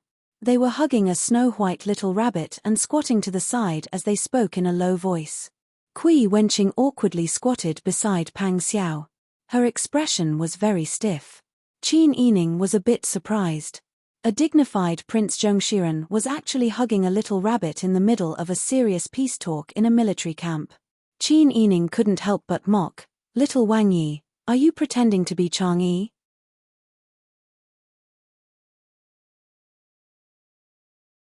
Chapter 114. Pang Xiao was originally in a very good mood with the little rabbit in his arms, but who knew that Qin Yining would come in and throw a barrage of sarcasm at him. Pang Xiao's face darkened, and he stood up with the rabbit in his arms. "Here. Take it." Qin Yining was very surprised, and his gaze fell on the little rabbit. The little white rabbit was different from a normal rabbit. Its body was slightly chubbier, its cheeks were puffy, and its ears were drooping to the sides. Its entire body was only the size of a palm, and its entire body was covered in snow-white fur. Only its left eye had a dark circle, and it looked indescribably funny. When the tall Pang Xiao brought such a small rabbit in front of him, Qin Yining almost couldn't hold back his smile. "Hey, little Wang Yi, what do you mean by this? I don't deserve a reward for nothing. How could I dare to stop you from pretending to be Chang Yi?" This stupid girl was clearly holding a grudge. He did take advantage of her yesterday, but she didn't think about it. If he hadn't happened to be here, would she still be able to stand here and bicker with him today? He spent a lot of effort to find such a cute little rabbit for her, hoping that she would be appeased. But not only did she not appreciate it, she even mocked him. "It's for you, so you should take it." Pang Xiao's face darkened as he took 2 steps forward and was about to shove the little rabbit into Qin Yining's hands. Qin Yining stepped back and refused to accept it. "I don't want it. You can keep it for yourself." Pang Xiao's face darkened, and a storm gathered in his eyes. He nodded and said, "Okay, you don't want it, right? Then I'll throw it to death." As he spoke, he raised his arm and pretended to throw the rabbit to the ground. Qin Yining jumped in fright and hurriedly tugged at his sleeve. "What are you doing? You're simply being unreasonable. You're the one who refused a toast and insisted on drinking a forfeit." Pang Xiao lowered his raised arm and handed the chubby little rabbit to Qin Yining. "Here, take it." Qin Yining reluctantly took it. It was a soft and warm ball in his hand. The little guy shifted in his palm, and his black eyes looked at Qin Yining with a very pure gaze. Qin Yining felt his heart soften, and he couldn't help but smile. He hugged it with one hand and stroked its back with the other. Pang Xiao thought for a while and then took off the jade pendant from his waist. He took off the small red plum ribbon on it and walked to Qin Yining. Pang Xiao's hands was bent over, and bent over his head, tied, and was about to ask him what he was doing. He bent down, and their cheeks were very close. He didn't look up at her, and focused on tying the bow in his hands. From Qin Yining's angle, she could see his beautiful long eyebrows and long eyelashes when he lowered his head. She couldn't help but frown and look away. Its name is Bai. This king gave it to you as a token of the peace talks between Daju and Dian. If you don't take care of it and treat it badly, this king will treat today's peace talks as null and void. Qin Yining widened her eyes and stared at Pang Xiao in disbelief. Wang Yi is too childish. Whatever you say. Anyway, this king, Bai, is yours. Do as you see fit. Qin Yining remembered that this person had once said that she looked like his Bai. He said that Bai was a pug, and that they had a watchdog named Hei. Now, this little rabbit was called Bai. Qin Yining really wanted to laugh at the Pang family's naming skills if it wasn't for the occasion. But now, she just wanted to scold Pang Xiao for being unreasonable. Wasn't he the god of war who killed people like scything flax? Why was the Pang Xiao she knew completely different from the one in the rumors? This person was simply a temperamental madman. She lowered her head and looked at the little rabbit wearing a small red plum tassel around its neck. The little rabbit moved into a comfortable position in her hand and looked at her with its big black eyes. Pang Xiao stood in front of Qin Yining with his hands behind his back. He admired the big and small soft rabbit in front of him as if no one else was around. He couldn't help but smile. In his eyes, she was just like Bai, soft and obedient. He just wanted to hold her in his arms and caress her hair. Qin Yining looked helplessly at Qin Huayuan. Qin Huayuan and Kui Wenqing were also watching Qin Yining. Qin Huayuan's eyes were calm. No one could tell what he was thinking. Kui Wenqing's face was full of understanding. Qin Yining knew that these people must have misunderstood. Because of Pang Xiao's tyrannical behavior, and now that he had given her this kind of token, she was forced to put Pang Xiao's label on her. If the peace talks were successful, even if she could return to the capital unscathed, the next thing that awaited her would be the fate of being sent to Pang Xiao. This kind of fate of being manipulated really made her feel helpless. Lian Shengjie felt a wave of anger when he saw that Pang Xiao had used a cheap rabbit to win Qin Yining's favor. He looked at Qin Yining, who was dressed in plain clothes and had a snow-white fur coat around his collar. He was holding a little white rabbit in his fair and jade-like hands.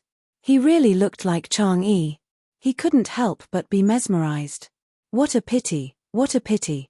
It was his biggest loss that he couldn't have a chance to have sex with a beauty.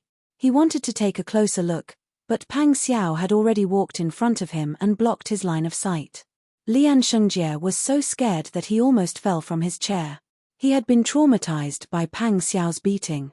The muscles on his face were twitching, and the wounds on his body were hurting terribly. He wished that he could cover his head with his hands to feel a sense of security. However, he was still the Minister of War. Only the heavens knew how much effort Lian Shengjie used to stabilize himself and not make a fool of himself. Pang Xiao stood in front of Lian Shengjie with a faint smile. He was enjoying the sight of Lian Shengjie wishing that he could drill his head under the table.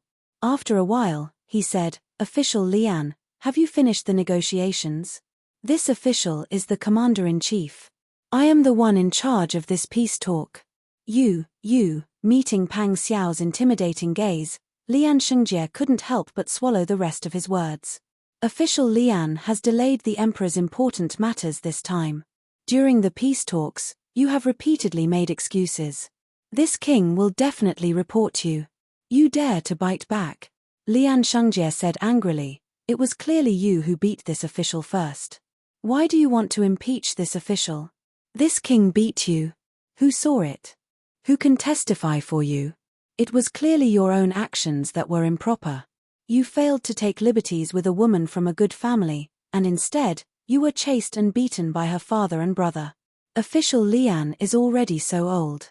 You should take care of your family's reputation. You have embarrassed yourself in front of the Yang dynasty. If you aren't ashamed, how are your children going to live? Bullshit. That day, this official's deputy general clearly saw it. Is that so? Then it's up to you.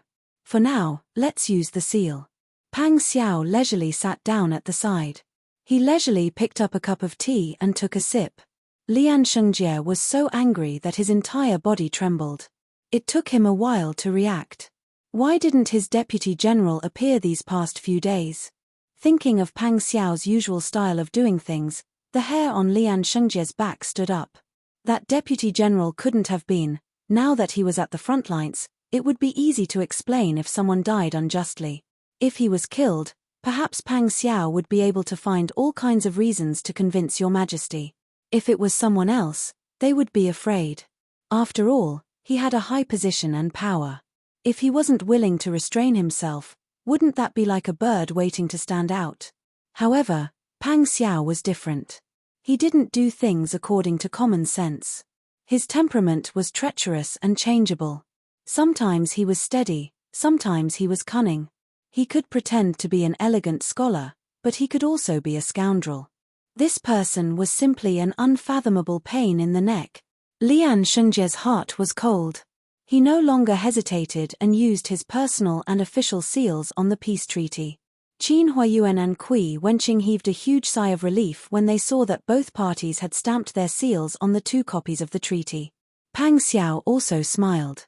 He crossed his legs and said, "That's good. In the future, we won't fight anymore. We'll resume trade and diplomatic relations and live a peaceful life."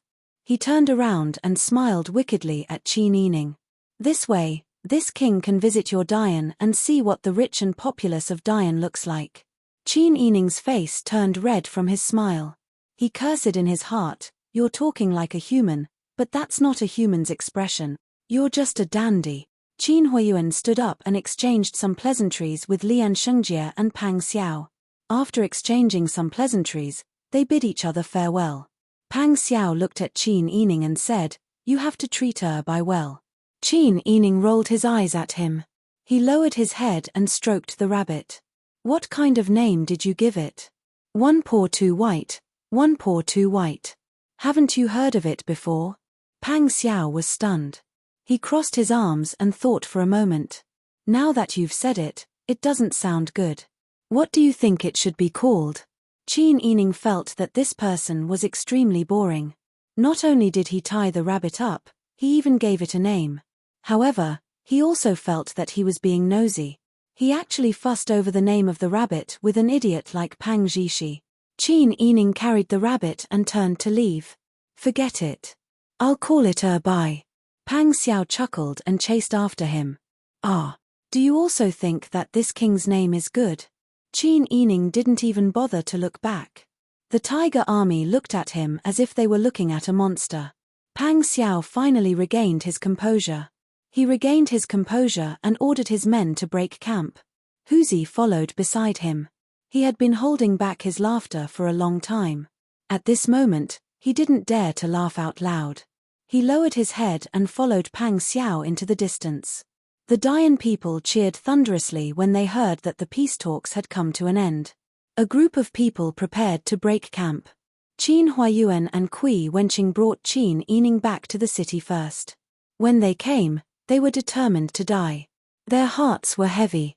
When they returned, everyone was laughing and jumping for joy.